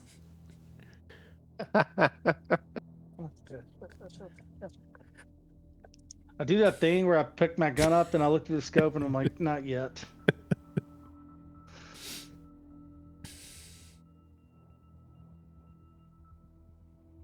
So, All right, hey, Marcus. yeah. A message came over. Seemed like it could have been pre-recorded. Did the Trail Angels do any like resistance radio type broadcasts? And I look at Peggy and I say, "Oh, the Trail Angels, something faction that I'm with that helps people." And then She shrugs her Marcus shoulders. know that? Huh? Would Marcus know if this was something the Trail Angels did? Trail Angels did not communicate by radio. So no, this doesn't sound like anything from all of my time with the Trail Angels. That's not how we communicated. Some sort of hope is alive. I don't know, Dorian. What else did it say? No lights after dark. There's supplies at the lake. Follow the red axis. At dawn. Maybe they didn't say everything in that order, but that's everything that I got.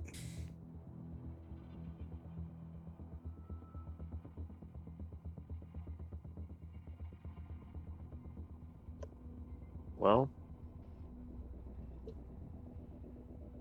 I mean, does anybody need supplies? Like, I still think caution is better.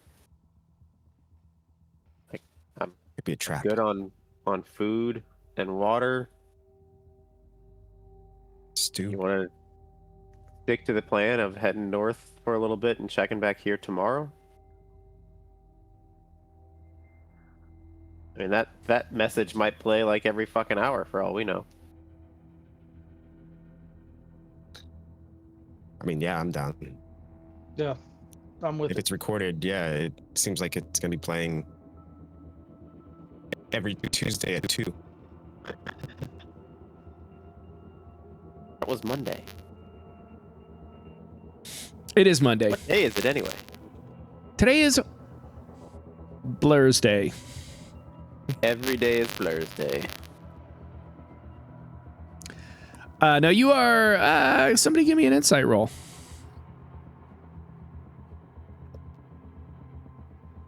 Got 0 on insight, but 3 on empathy.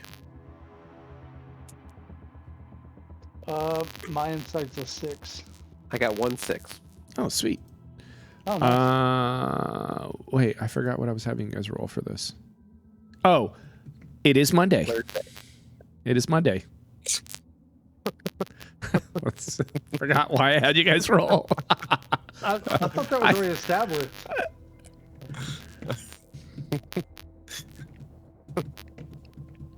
I just wanted to see if any of you knew that it was Monday. Like, it Felt like a being Monday is very different from you guys knowing that it's Monday. Not terribly different, Yeah, but let's head north and try and be back here tomorrow afternoon.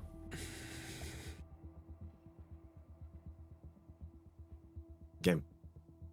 cool. Bunk agrees. Come on, Bunk. I'll bring Time the to go. stew. Bunk thinks heading north. So when you guys say north, towards the campsite, is that what I understand? Yeah. Okay. Perfect. So if you guys are heading north, I need someone to keep watch while you travel. Me. Okay. Dorian. Perfect. Eagle Eyes. 2 seconds. I gotta open something up here. Do you have binoculars? Because I've got some I can give you that gives you a bonus while on watch.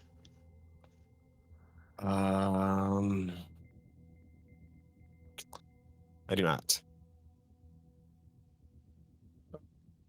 May I borrow guys. your binoculars? There was Yeah, some but- gasoline and some isopropyl alcohol. Any reason to get that? I don't want it. All right. Moving on. Okay. So whoever is keeping watch, go ahead and give me an observation roll. +2. +2. Yeah, that's what the bonus on the binoculars is. It's +2 die. Sorry. 1-6. 1-6. Okay, perfect. And then anyone, I don't care who, give me a D66 roll. Why are our dice not rolling? It's just showing up in the chat. You got it, Matt? or Rolled you on my want me- screen. Oh, go ahead. Might have to refresh the page. Maybe. Hot. Black die was a 2, red was a 3. So 23. Would you like 23 or 32? I'm going to go with Michael Jordan's number, 23. 23. He's the GOAT. All right. So, you guys start heading out. Heading north. You're taking a general bearing because there's no specific road or path that you're following. And you guys start making your way towards the campground. And as you guys get about, you start crossing over Highway 34,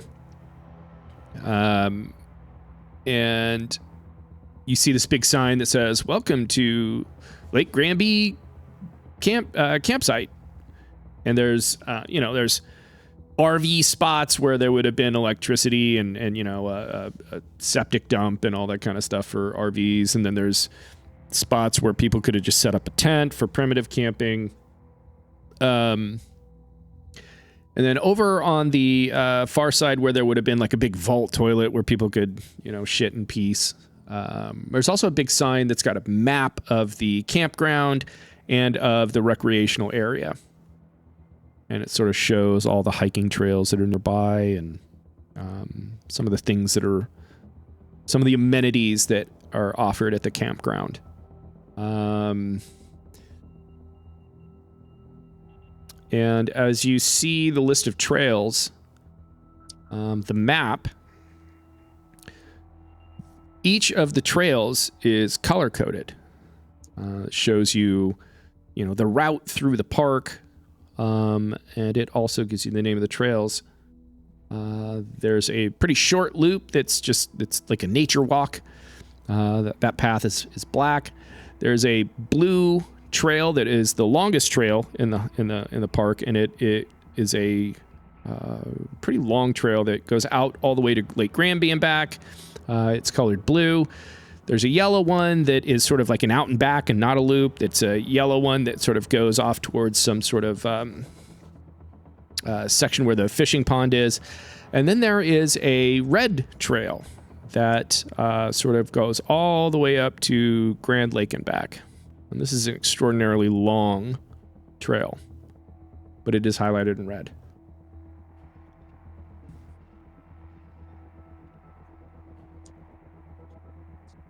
Well, Dorian, there's something that looks like follow the red X's to me. Said supplies are at the lake. This goes to Grand Lake.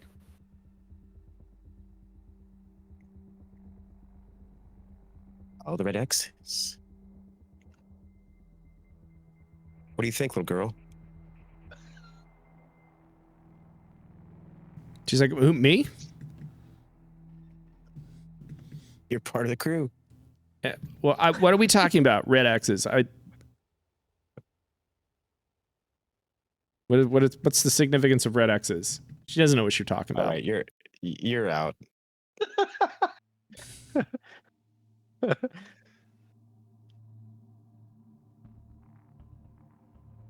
But no, I'm curious to follow the red X's, but I will do whatever the party wants, minus the girl.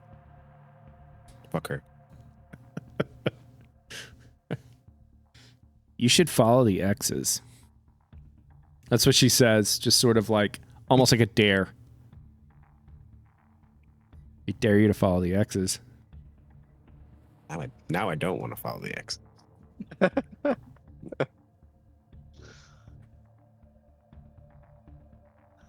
Are we following them?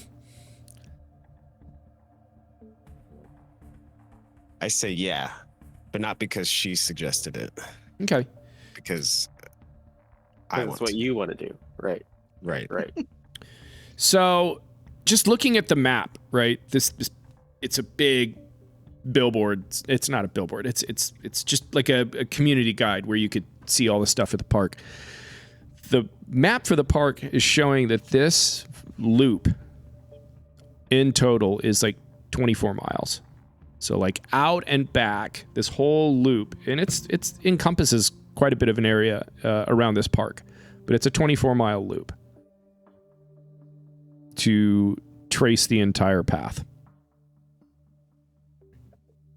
That's a lot of walking. How long did it take us to get from the airport to here? About 2.5 hours. So we're in the 3:30, 4 o'clock Yeah. kind of time frame. Yep.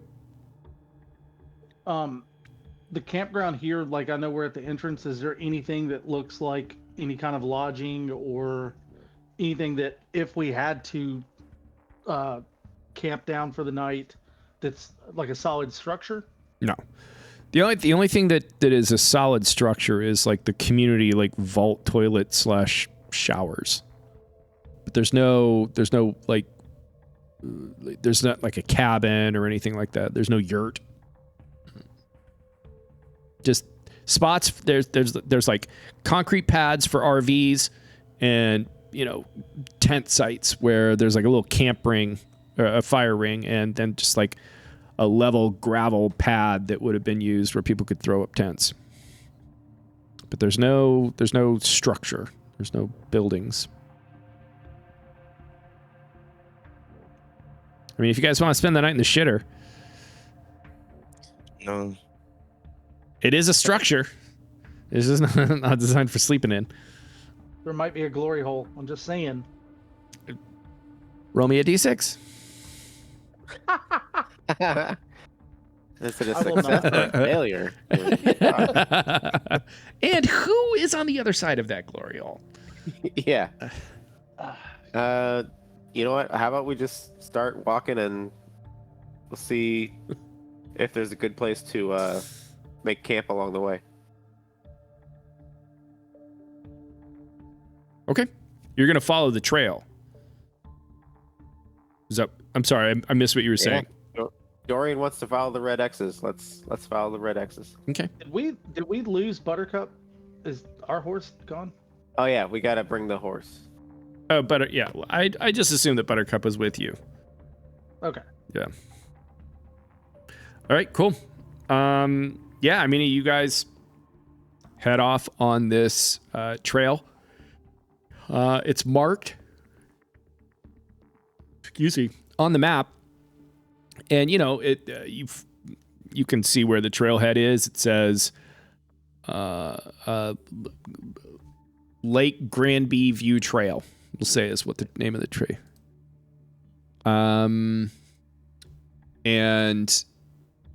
you guys head out. Give me another observation roll.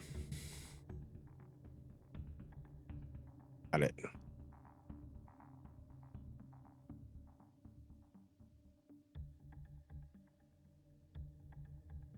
One six. 1-6. Okay, perfect. So you guys start following the trail. And considering that you haven't really left the campground yet, you're still kind of there, so it's pretty well established. But you're seeing these red blazes. They're on trees. They're kind of knocked on trees every once in a while, every 100 yards or so. And they're just sort of like trail markers that you can follow. And as you sort of leave the campground, you can tell that you're starting to take sort of an eastern tack at this point, start heading towards Lake Granby. The trail is a little more obscure. It's harder to follow. But every 100 yards or so, you see another one of these blazes. And you keep following it. You get to a point where you're starting to climb up. And you're hitting these switchbacks. And as you're kind of coming up on one of these switchbacks, at the top of the switchback, you see what looks like a backpack laying on the ground. And I need somebody to roll a d6.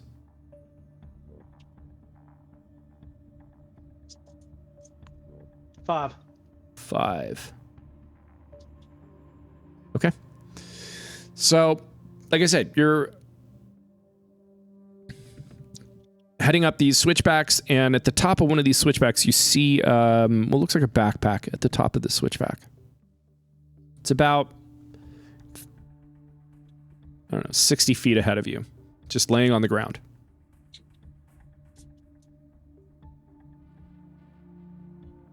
Yeah, I'll go check it out. Okay. As you get near, you can tell that it's been torn apart. It's covered in blood. There are drag marks on the ground. The ground looks like there was some sort of fight, a struggle of some sort. But this backpack has been ripped apart pretty badly. just laying on the ground.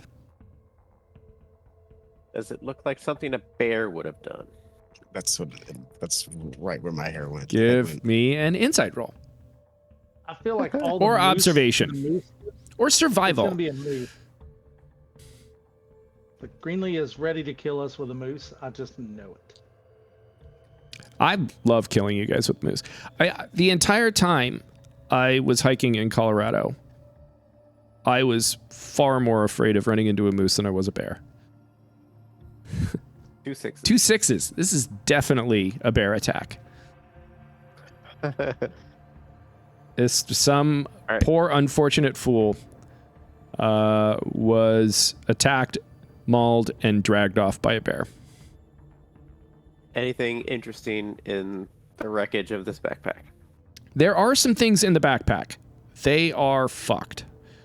There is an extremely nice North Face puffy jacket that would have been incredibly warm during the winter, but it is just been torn to pieces. There is a sleeping bag. Same story. It has just been ripped apart. There's just down feathers all over on the inside of this backpack. There's prepackaged food that you don't see any of the food. The food has just been gone, but like the wrappers that were remnants of the food they're just sort of strewn about on the inside of this pack. Nothing of value in the pack. Guys, looks like some fool fresh out of REI got just ripped to pieces by a bear. Yeah, like this is the nicest Osprey, like full frame pack. It's ultralight, Alright, so well. it would have been easy to carry. Well, we know bears are working in the area and enjoy themselves a tasty human every once in a while, so be wary. I'm gonna roll a survival roll for Bunk. Which I think he has like 8 dice that he rolls. Rado he dies when he's not even here. 1 6. It's 1 6. So Bunk would know by way of this that because a bear has successfully found food on this trail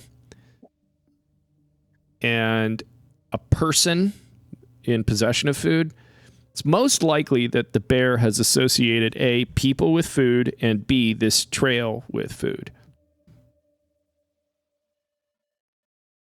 So Bunk, being Bunk, would be like, "Hey guys, I'm just got to figure out what my Bunk is." So, there's a bear on this trail. It's associating this trail with food. I can't wait for Matt to watch this.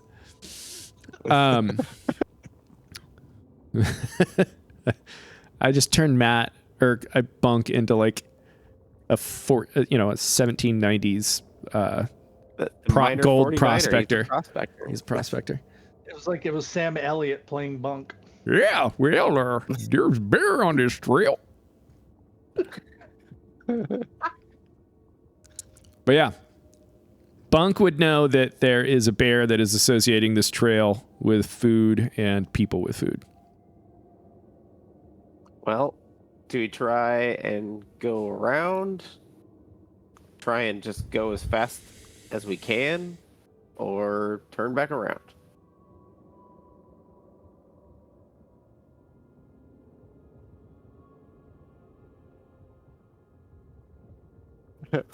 What say you, little girl? So Creepiest way to ask a child a question ever. Margaret, What say you, little girl? she just shrugs her shoulders. And she's like, everybody dies someday. She is the Yeah, that's not going to get unlucky old. charm. Everyone around her dies. I don't know. I feel like I'm faster than the girl. So if the Just bear comes, I just Fucking tripper. Hey, it's true. You don't have to be faster than the bear. You just got to be faster than the little girl.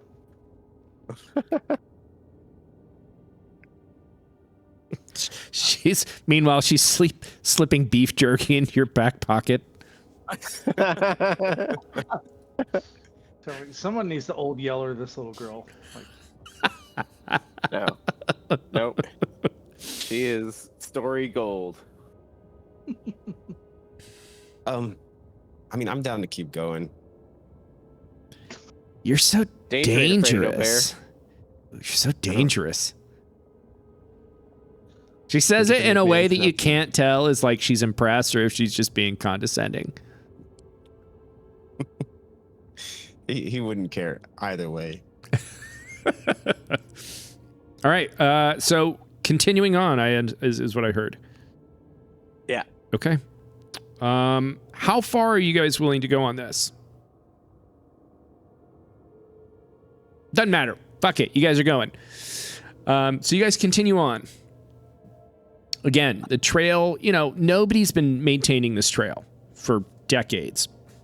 It's starting to get overgrown. It's hard to kind of maintain. It's hard to see where it's leading. I need somebody to give me, a survival or an observation roll. I got 5 on either. I got 6. Silas. Stress.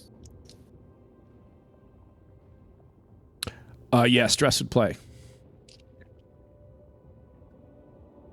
1-6, no panic. Perfect. All right. So yeah, you guys at this point, I wouldn't say you're bushwhacking it, but like the trail is hard to follow. But you manage to keep track of it. And after, a 20 or 30 minutes of following what you're pretty sure is the trail, you see another one of these red blazes.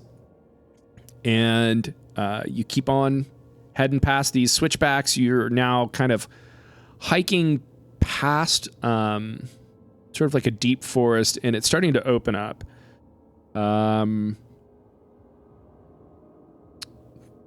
Give me I need one more observation or survival roll.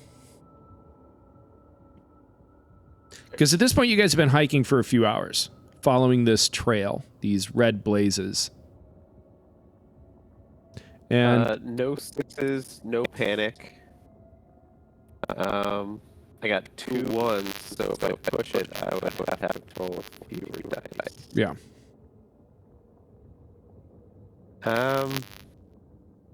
Fuck it, let's push it. I love this. So Love it. adding the second stress die. Okay. And I got 2 6s, no panic. Perfect. Nice. So as you guys kind of continue onto this trail, as you get out of like sort of this dense forest area where all these switchbacks were, you kind of crest over this hill and you can see Lake Granby in the distance. And there's a spur trail that leads off that says Granby Loop that you can take if you want. I need somebody to give me an observation or a survival roll.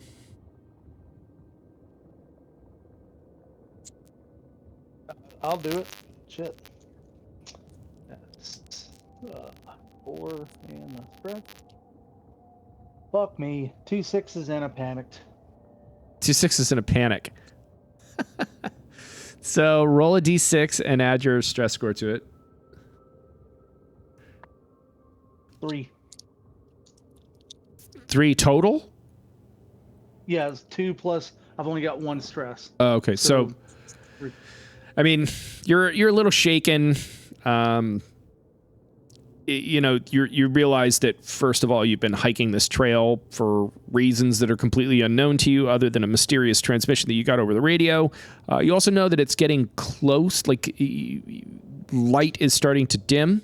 It's starting to get dark. You're running out of daylight, and you know that you're kind of at a point where you either have to figure out if you're staying the night at this lake or if you're heading back to that airport hangar, sort of at a decision point. But there's no specific stress consequences.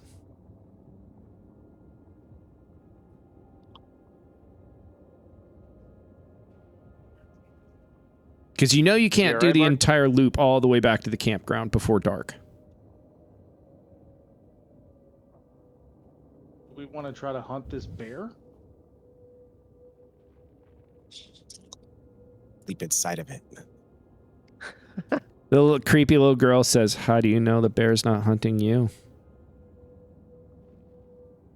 Where to go, Margaret?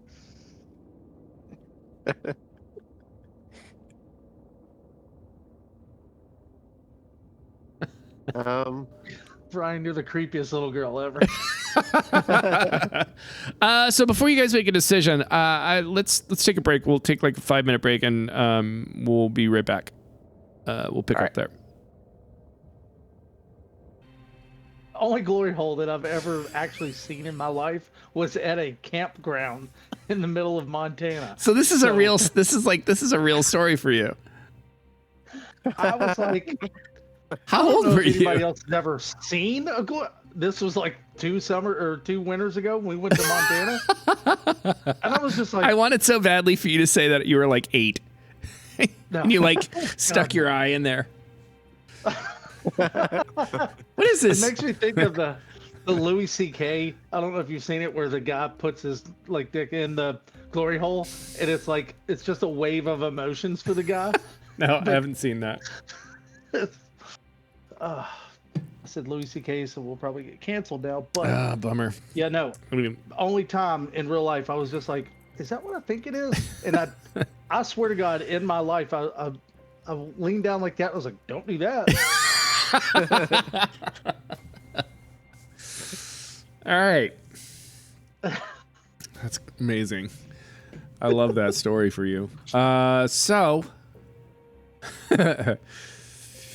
you guys have been hiking on this trail, following some very vague, very cryptic instructions that you got from a pre-recorded transmission over the radio at the airport.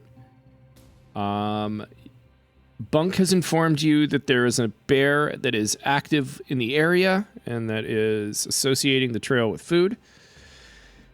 And you've come to a point in this loop, this very long loop, where you have the option to take a spur trail that would lead toward Lake Granby.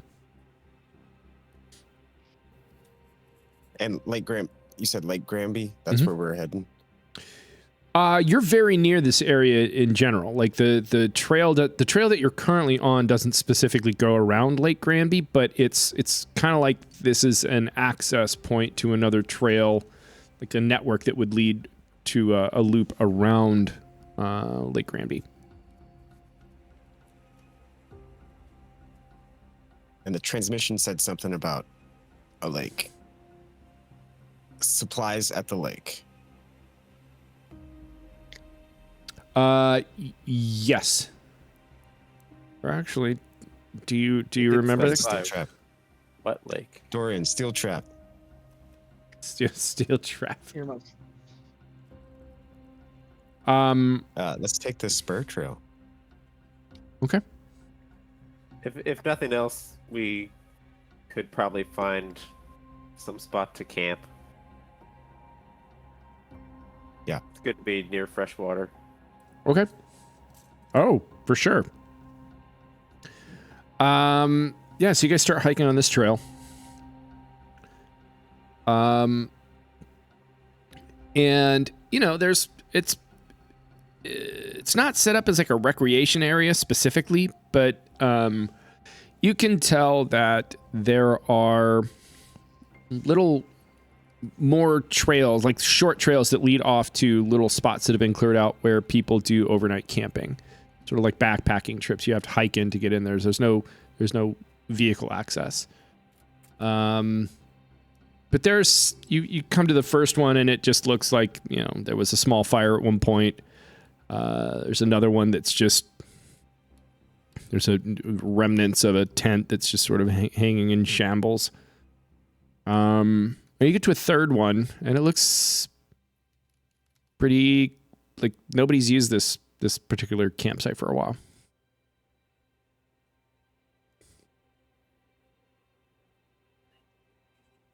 Well, how close are we to the lake? Is it like right there next to this? The lake is about 200 feet away from the campsite. All campsites would be at minimum 100 feet away from any sort of water.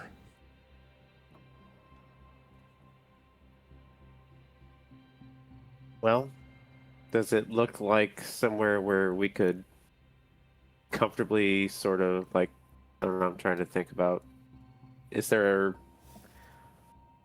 anything that would give us at least like quarter cover on one side, essentially, if you want to think about it that way? Yeah, I mean, away from the lake, there are, groves of trees. So this campsite is inside like a small grove of trees. So it'd be protection from wind. You'd be relatively obscured from anything other than a bear that would be tracking you by scent, or somebody who just happens to wander into the campsite. Well, the message also said something about no lights after dark. After dark. Maybe no fire tonight.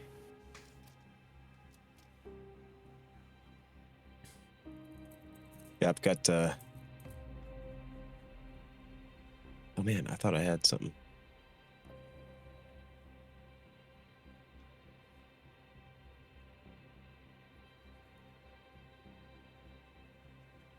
But no matter what, if we're going to sleep here, that means people need to be on watch. Probably 2 at a time. If there's a bear out there. Yeah. I can take first watch. I don't have any stress. Okay. Perfect. So you guys are setting up camp here at this little spot then? Yeah, I think so. Okay, perfect. It's at this point, I would say it's about 6 o'clock. Just dark enough that the sun has kind of gone behind the mountains. Still some light, but not much. You guys are going without a campfire, is that what I understand? Okay. What do you guys think? Yeah. Well, I didn't hear the transmission, but Well, we would have told you what it said. yeah. So no light after dark, right? Like that would be a dead giveaway that we're someone that's not privy to that rule. Okay. So you've got some time before it's actually dark. Is there anything you guys want to do before settling in for the night? I mean, you guys are right next to the lake. This is a pretty lush area. If you guys wanted to do any sort of foraging, or I don't know if any of you guys have gear that's damaged that you want to try and repair, or anything like that. Yeah, my sniper rifle, a while back, I broke one of the kickstand things and it took a point of bonus away. Okay. That being said, my crafting is shit. So I would probably want to give this to Bunk? Bunk. Let me look Try up. Yeah. Okay, sure. Let me look up bunks.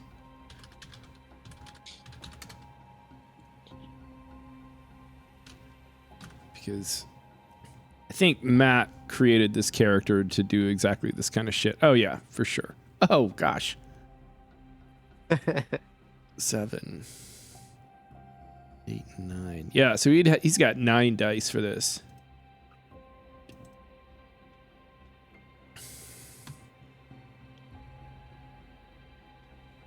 Oh, yeah. He absolutely repairs this. It's good as new.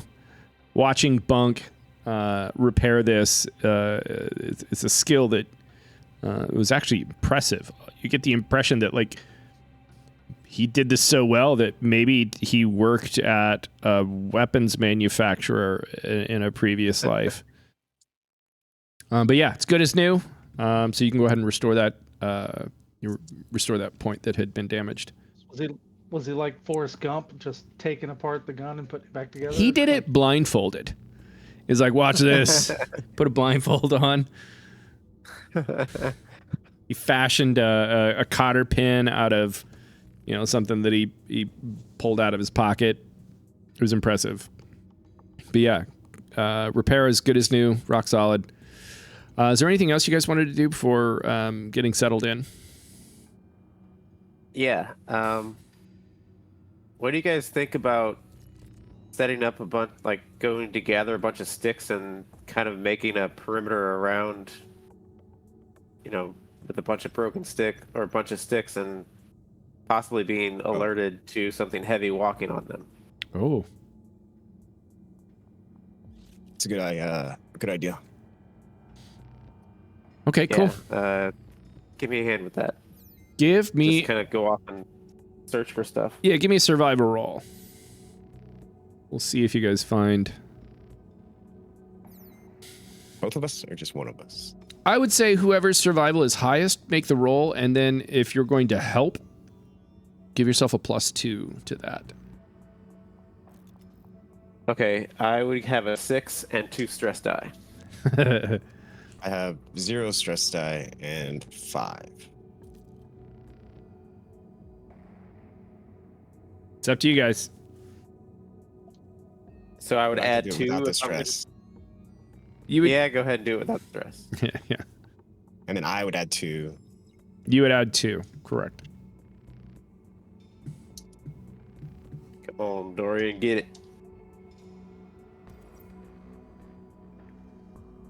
Damn, nothing. See a bunch of 1s.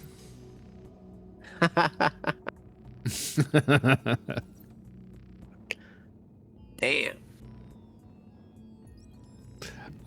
So, I mean, you guys, I'll say this. You guys do gather some wood, but the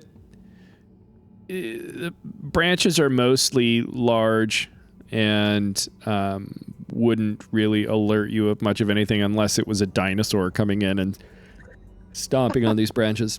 But you can feel free to set them up and arrange them in whatever way you choose. The efficacy of these is going to be questionable.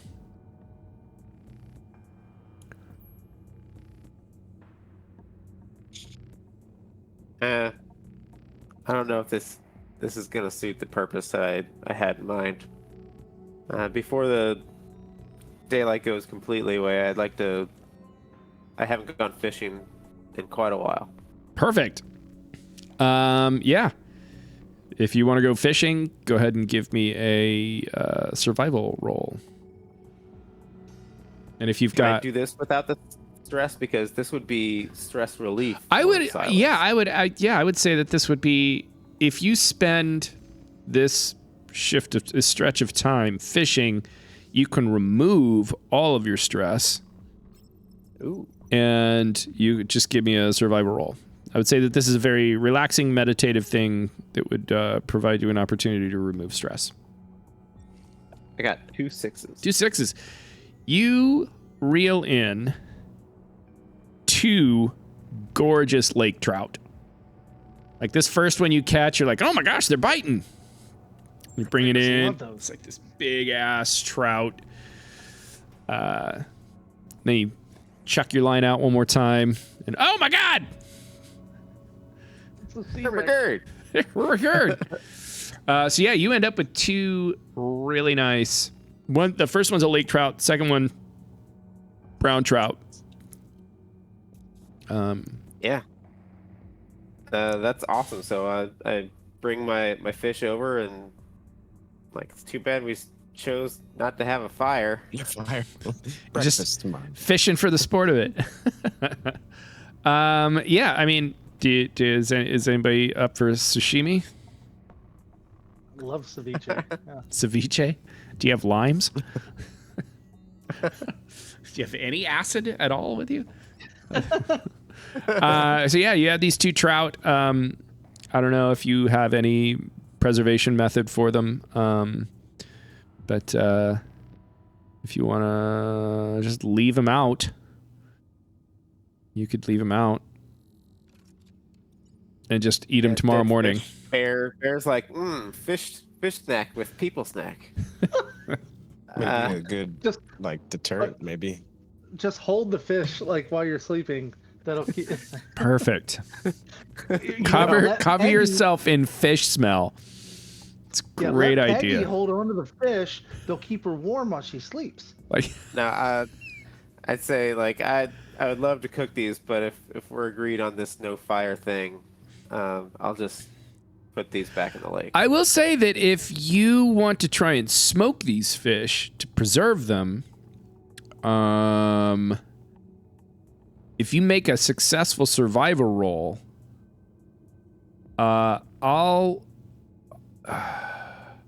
say that you could build like you would successfully build a fire that only produces smoke and no flame. Or not no flame, but in not enough light that it would attract any attention if you want to try and do this. I got a D12 on my food, so I don't feel like risking it for this. So I'll thank the fish and then send it back on their way. Catch and release? Yep. Perfect. All right. On the upside, you are aware that good. this lake, a lot of fish in this lake, just for the sake. Okay. So if you guys are settling in for the night, since you guys are not making a fire, first of all, who is keeping watch? Dorian. Okay.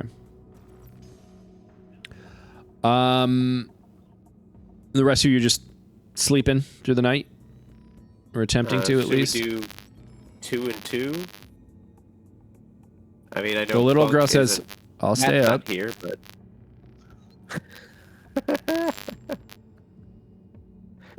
She doesn't have a bad time. Her parents are dead, so. Yeah, Dorian and the little girl hanging out late at night. That seems like prime content. Hey girl, you like magic? Hey, girl. She's just like, sure. She's not really even. She doesn't have anything to compare it to. Like, she's like, I don't. Yeah, I get. It's not even real. But do you do spells and shit? Yeah, we can do some voodoo stuff while the guys are sleeping if you'd like. Okay. This is Epstein Island shit. Nothing nefarious will happen. Okay, yeah. So, give me an observation roll if you're staying up and keeping watch.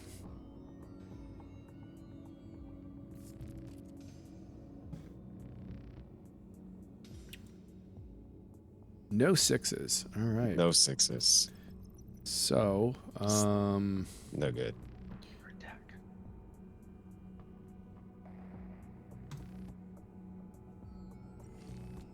okay. So, you know, the Bunk and Marcus and Silas, they all sort of make their way towards, you know, a cozy spot as much as they can without a campfire. To that end, as the sun goes down, it starts to get pretty chilly. You got cold wind coming in off the lake. I need everybody to give me a survival roll. Does that include our stress die? No, this is just a passive roll. I just need you to make a survival roll. this is the first time it's come into play. My wolf hat, I put a note that says +1 resisting cold. Okay. Well, you get I am very, very excited about this. perfect. I got I'm so- 1-6. I'm so happy for you. Bunk. It didn't work. No. No, 5, Shitty ass 6, wolf hat. 8. Sleeping bag. Okay, so he's 8 plus 2.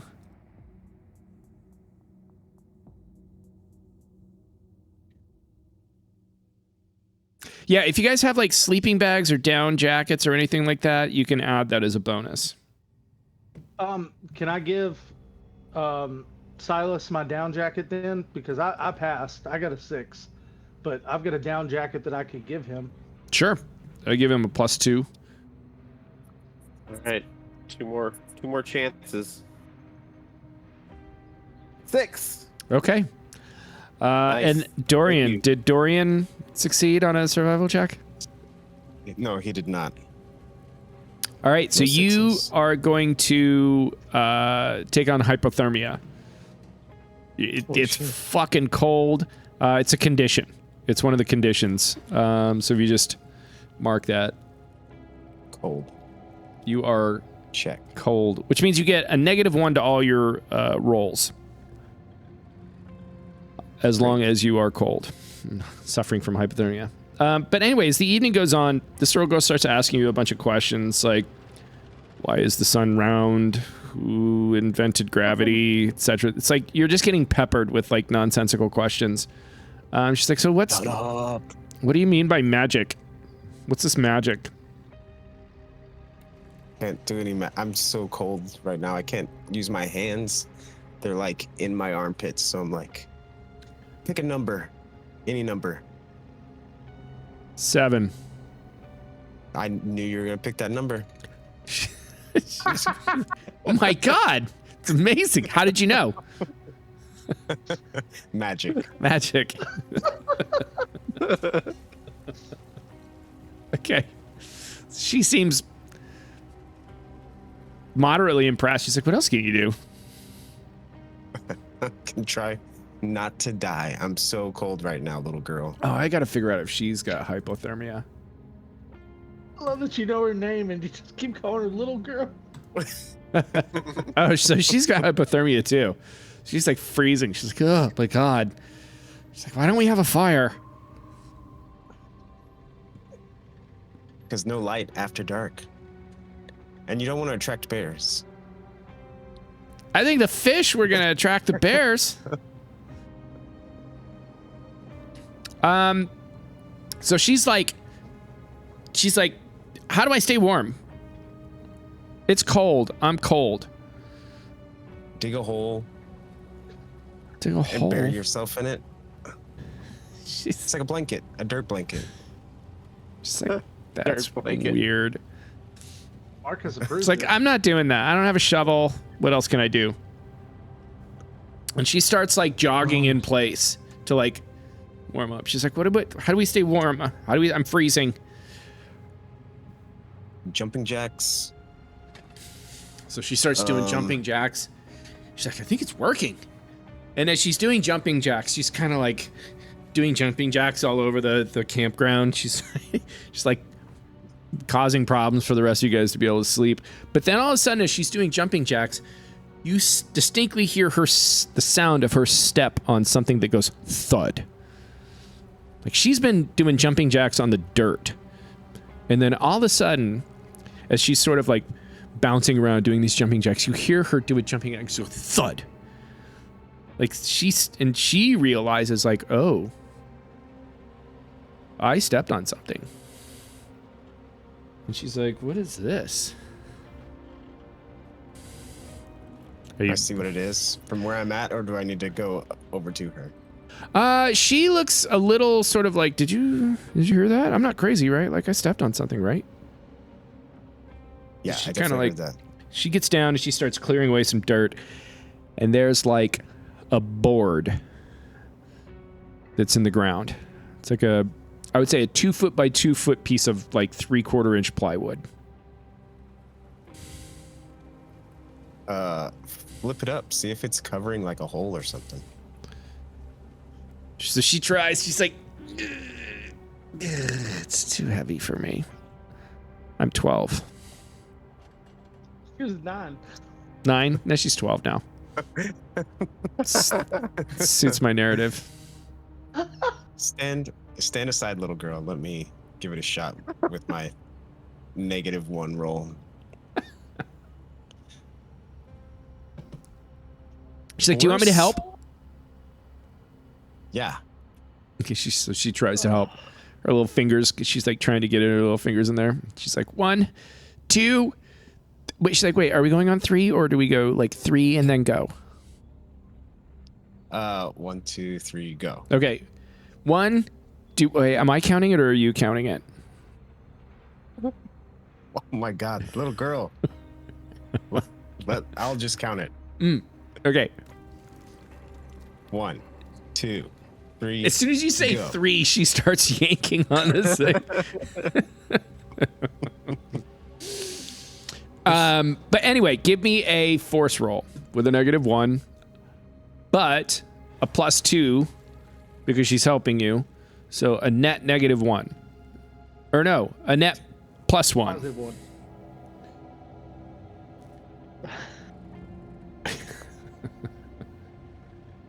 God dang it.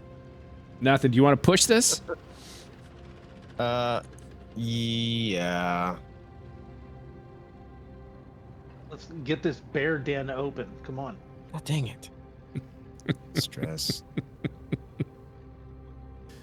Oh wait, do I get to roll a stress die? Or no, that's after. Yeah, go ahead. You immediately take a point of stress. 6. Or no, it wasn't a 6? No, it's a 4. Well, so there's this piece of plywood that's in the ground that is moderately covered with dirt. Apparently the weight of the dirt is still preventing you from being able to lift it up, but the little girl gets down on the ground, she taps on it, and she's like, there's definitely something under there. Like, it sounds hollow. Maybe we should wake up one of these worm guys and see if they can attempt to open it a little bit better.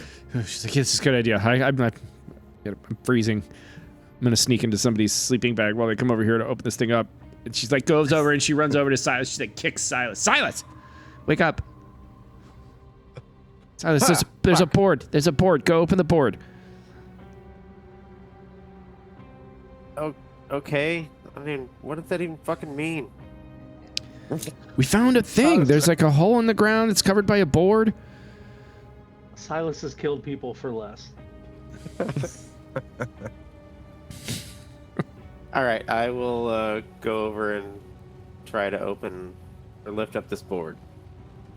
Okay, all You do three of okay? us. I would say with Danger? all three of us doing this, it would no need to roll. Just like Okay. no need to roll. All three of you get in there because Silas is warm. He's toasty. He's not suffering from like stiff fingers or anything like that. And as you peel this thing back, there's a giant crate underneath it. And on top of it, stenciled in black ink, it says Resistance A. Supplies. Lies at the lake. I hope- Resistant A. Hope there's a jacket or a sleeping bag in there. That'd be really nice. Maybe some of those like chemical hand warmers or whatever. Those bags. That'd be nice.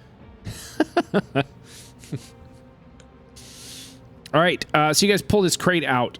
There's no lock on it or anything. There's just a basic hasp on it. You open it up, and inside, on top, are a bunch of these little, like, activated charcoal, like, hand warmers. So you shake them up, stick them in there. There is also a plethora of ammunition. Enough ammunition for literally everyone in the group to take their resource die to a D12. I will set that for Bunk.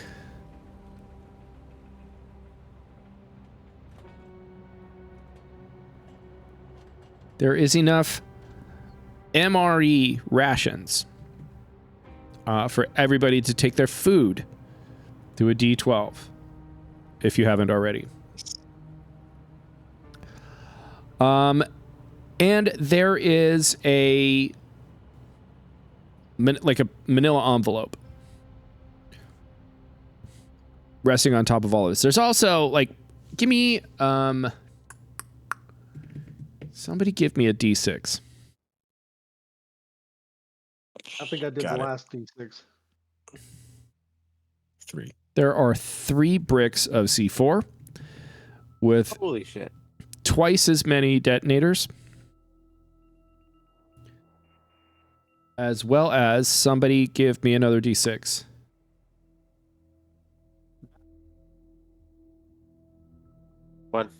1. Fucking Entrum. Reroll that. So you reroll that. Fuck it. Reroll? Fuck it. We're not gonna roll. There's three. Perfect. There are 3 frag grenades and 3 flashbang grenades, as well as a flare pistol, like a flare gun. It's bright orange. It has 1 flare.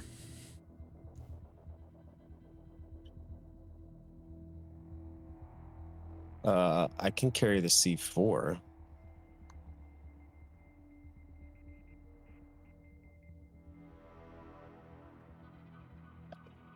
I don't think I can carry much of anything. Like, if I gave Silas my down jacket, I can take that out of my backpack and I can carry, I don't know how much C4, but that would give me an open slot in my backpack. Actually, got a bunch of shit in my backpack that would be better as the tiny items. I can carry the C4. Okay. Just to be clear, you personally have a carrying capacity, right? Your backpack doubles that. So you can carry the same number of items in your backpack that you can personally carry based on your strength. The difference is that those items in your backpack are not readily accessible. You have to stop, take your backpack off, dig through your backpack, find the fucking shit that is inevitably going to be at the bottom, and you got to take all that stuff out. Next thing you know, you're having a fucking yard sale there on the trail. But you can... I can't carry the C4. My strength is a 2. So you would have a carrying capacity of 4 plus 10 tiny items plus 4 items in your backpack. What's the weight of the C4? Is it just? It would just a count slot? as an item. It would just count as a basic item. I think I've got enough to carry the 3 C4 then. Okay. It's 3, correct? Yeah, and I would say that each of the detonators is a tiny item because it would fit in a closed fist. 6 detonators. It was double the amount. Yep. I've got that in my stuff. So while you guys are like looking through all the weapons and ammunition and stuff, this girl, Margaret, has like ripped open one of the MREs and she's just like shoveling the shittiest looking biscuits and gravy, like cold biscuits and gravy into her face. She's like, these are delicious. How many of these do we have? She's got like gravy, like white, just like all over her face. That's...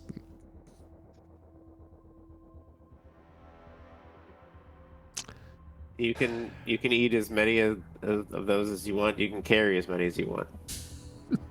So she like starts sticking them into her pockets. She's got like mac and cheese. She took another one of the biscuits and gravy, and I think chicken noodle soup is another one. But yeah, on top of all this supplies, there's also a large manila envelope. I would like to open the envelope. Okay. So inside the envelope, there's a folded up piece of paper, and you open it up, and it's instructions. It says, it gives you coordinates and a bearing, and it says, find this spot. It's, it's detailed. Some of it is written in code that you're not sure you understand. But the gist of the instructions say, find this spot, wait for further instructions, you'll be contacted, don't contact us.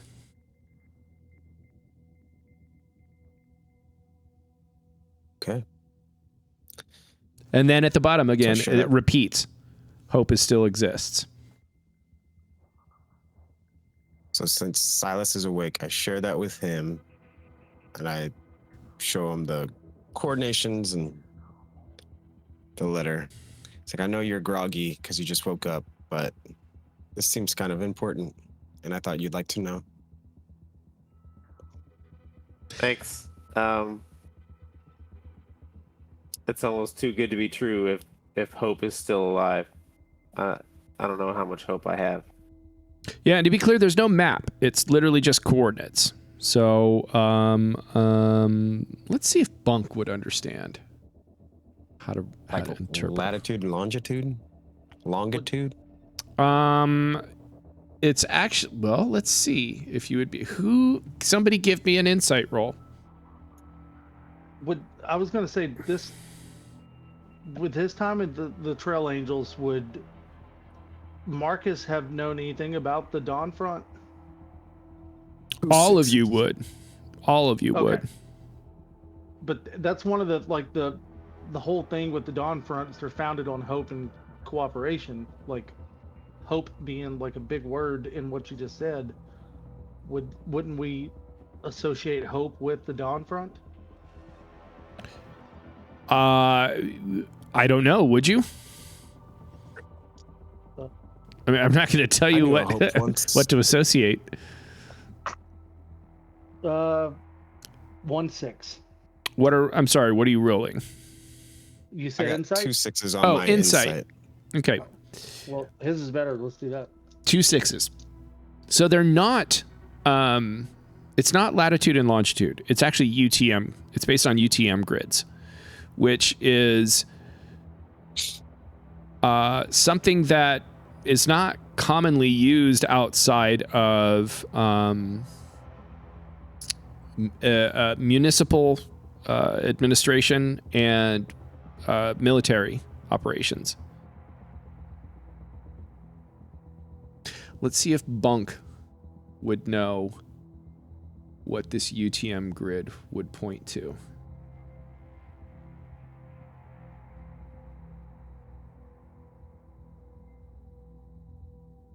Eight.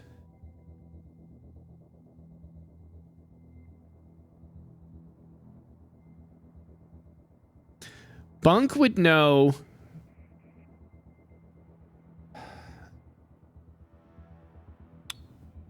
Bunk would know based on the UTM grids, the UTM coordinates, that the location you guys are looking for is on the is part of the is along the Front Range and is north of Denver. But that's about all he's able to extrapolate from it.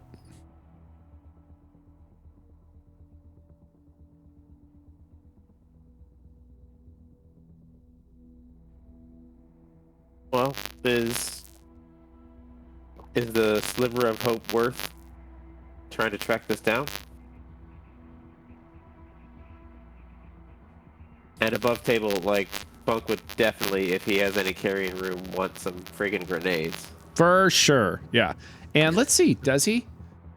Well, he's got 2 bottles of whiskey with him right now. 1, 2, 3, 4, 5.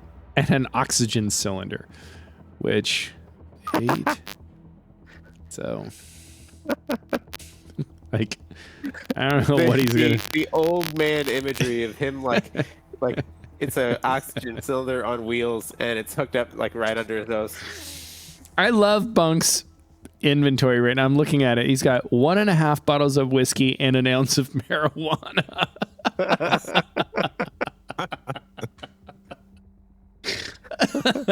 Bunk is ready to party.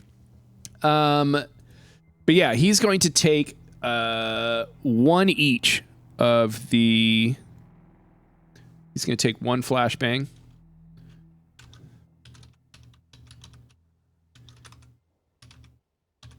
And he's going to take 1 frag grenade.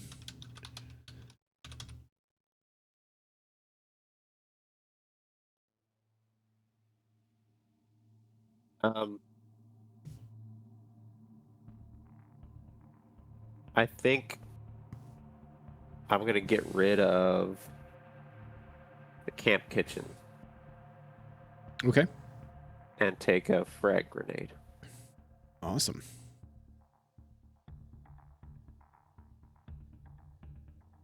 Okay. Is there another frag? I think that's 2. Yeah, it's 2 taken so far. How many were there? There were 3. 3 total. Okay.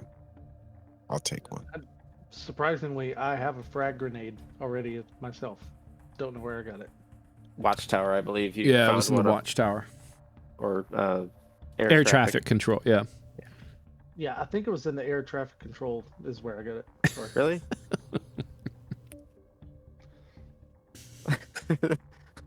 do we give the little girl a flash grenade? She's like, I would love a grenade. If a bear comes, you throw this flash grenade right at it. No, you pull the pin, hold it, and run towards the bear. She's like, Uncle Marcus is giving shitty advice right now. Uncle Mark. yeah. But yeah, okay. It's just, she's like, so how do I use this? And she's like, All right. But really, how do I use this? Just throw it? Now you got to see this little thing on the top? Only Yeah. pull it out when you're ready to use it. But you yank that thing out and then chuck it at whatever you want to. Well, in this case, a big flash of light would happen. Margaret's last name is Macaulay, and she just killed us all. It's good to distract something. She's like, great, got it. She stuffs the grenades in her pocket with the MREs. This is awesome. I love this. She's but yeah, I mean, so you guys found a what you would presume is the supplies that were being referenced at the lake. It is dark. Without light, you guys aren't going to be able to make your way back down to the trail back to the airport. So you have 2 options. You either stay here tonight, or you try and make it out to wherever you're going in the dark, unless you want to use light. I'd say we camp here. Yeah.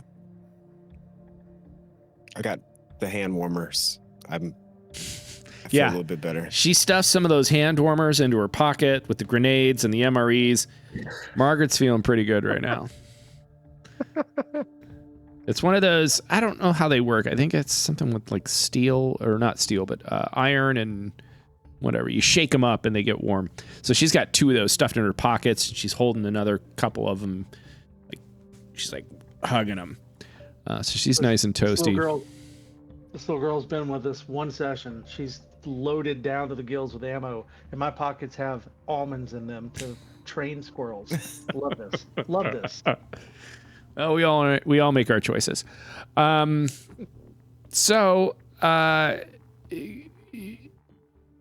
would say that this whole interaction with you guys finding the cache of supplies was about a 2-hour process.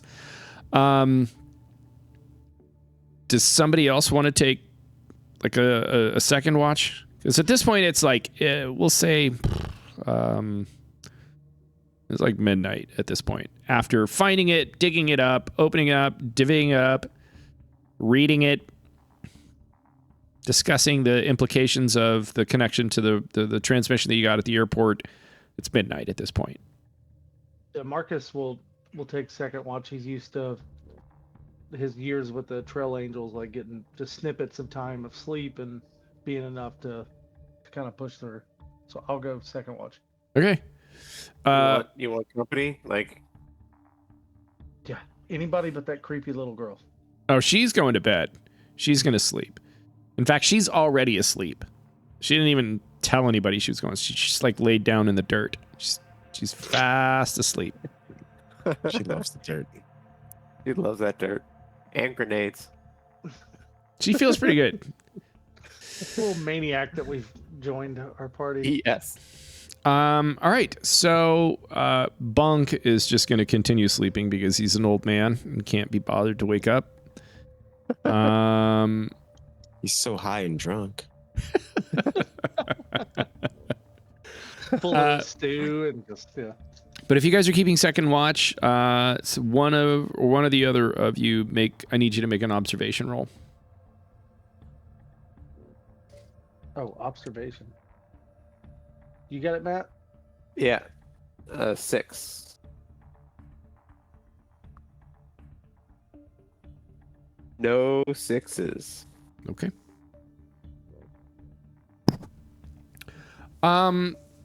So, things start to settle down. The quiet of the evening sort of becomes, you're almost aware of how quiet it is. Kind of unsettling how quiet it is. You start thinking to yourself, like, is it always this quiet at night? Man, it's really quiet. I can almost hear my own thoughts. And then, as you're having a sort of like this internal conversation with yourself about how quiet it is, off in the distance, Here we go. you hear the sound of a very large bear.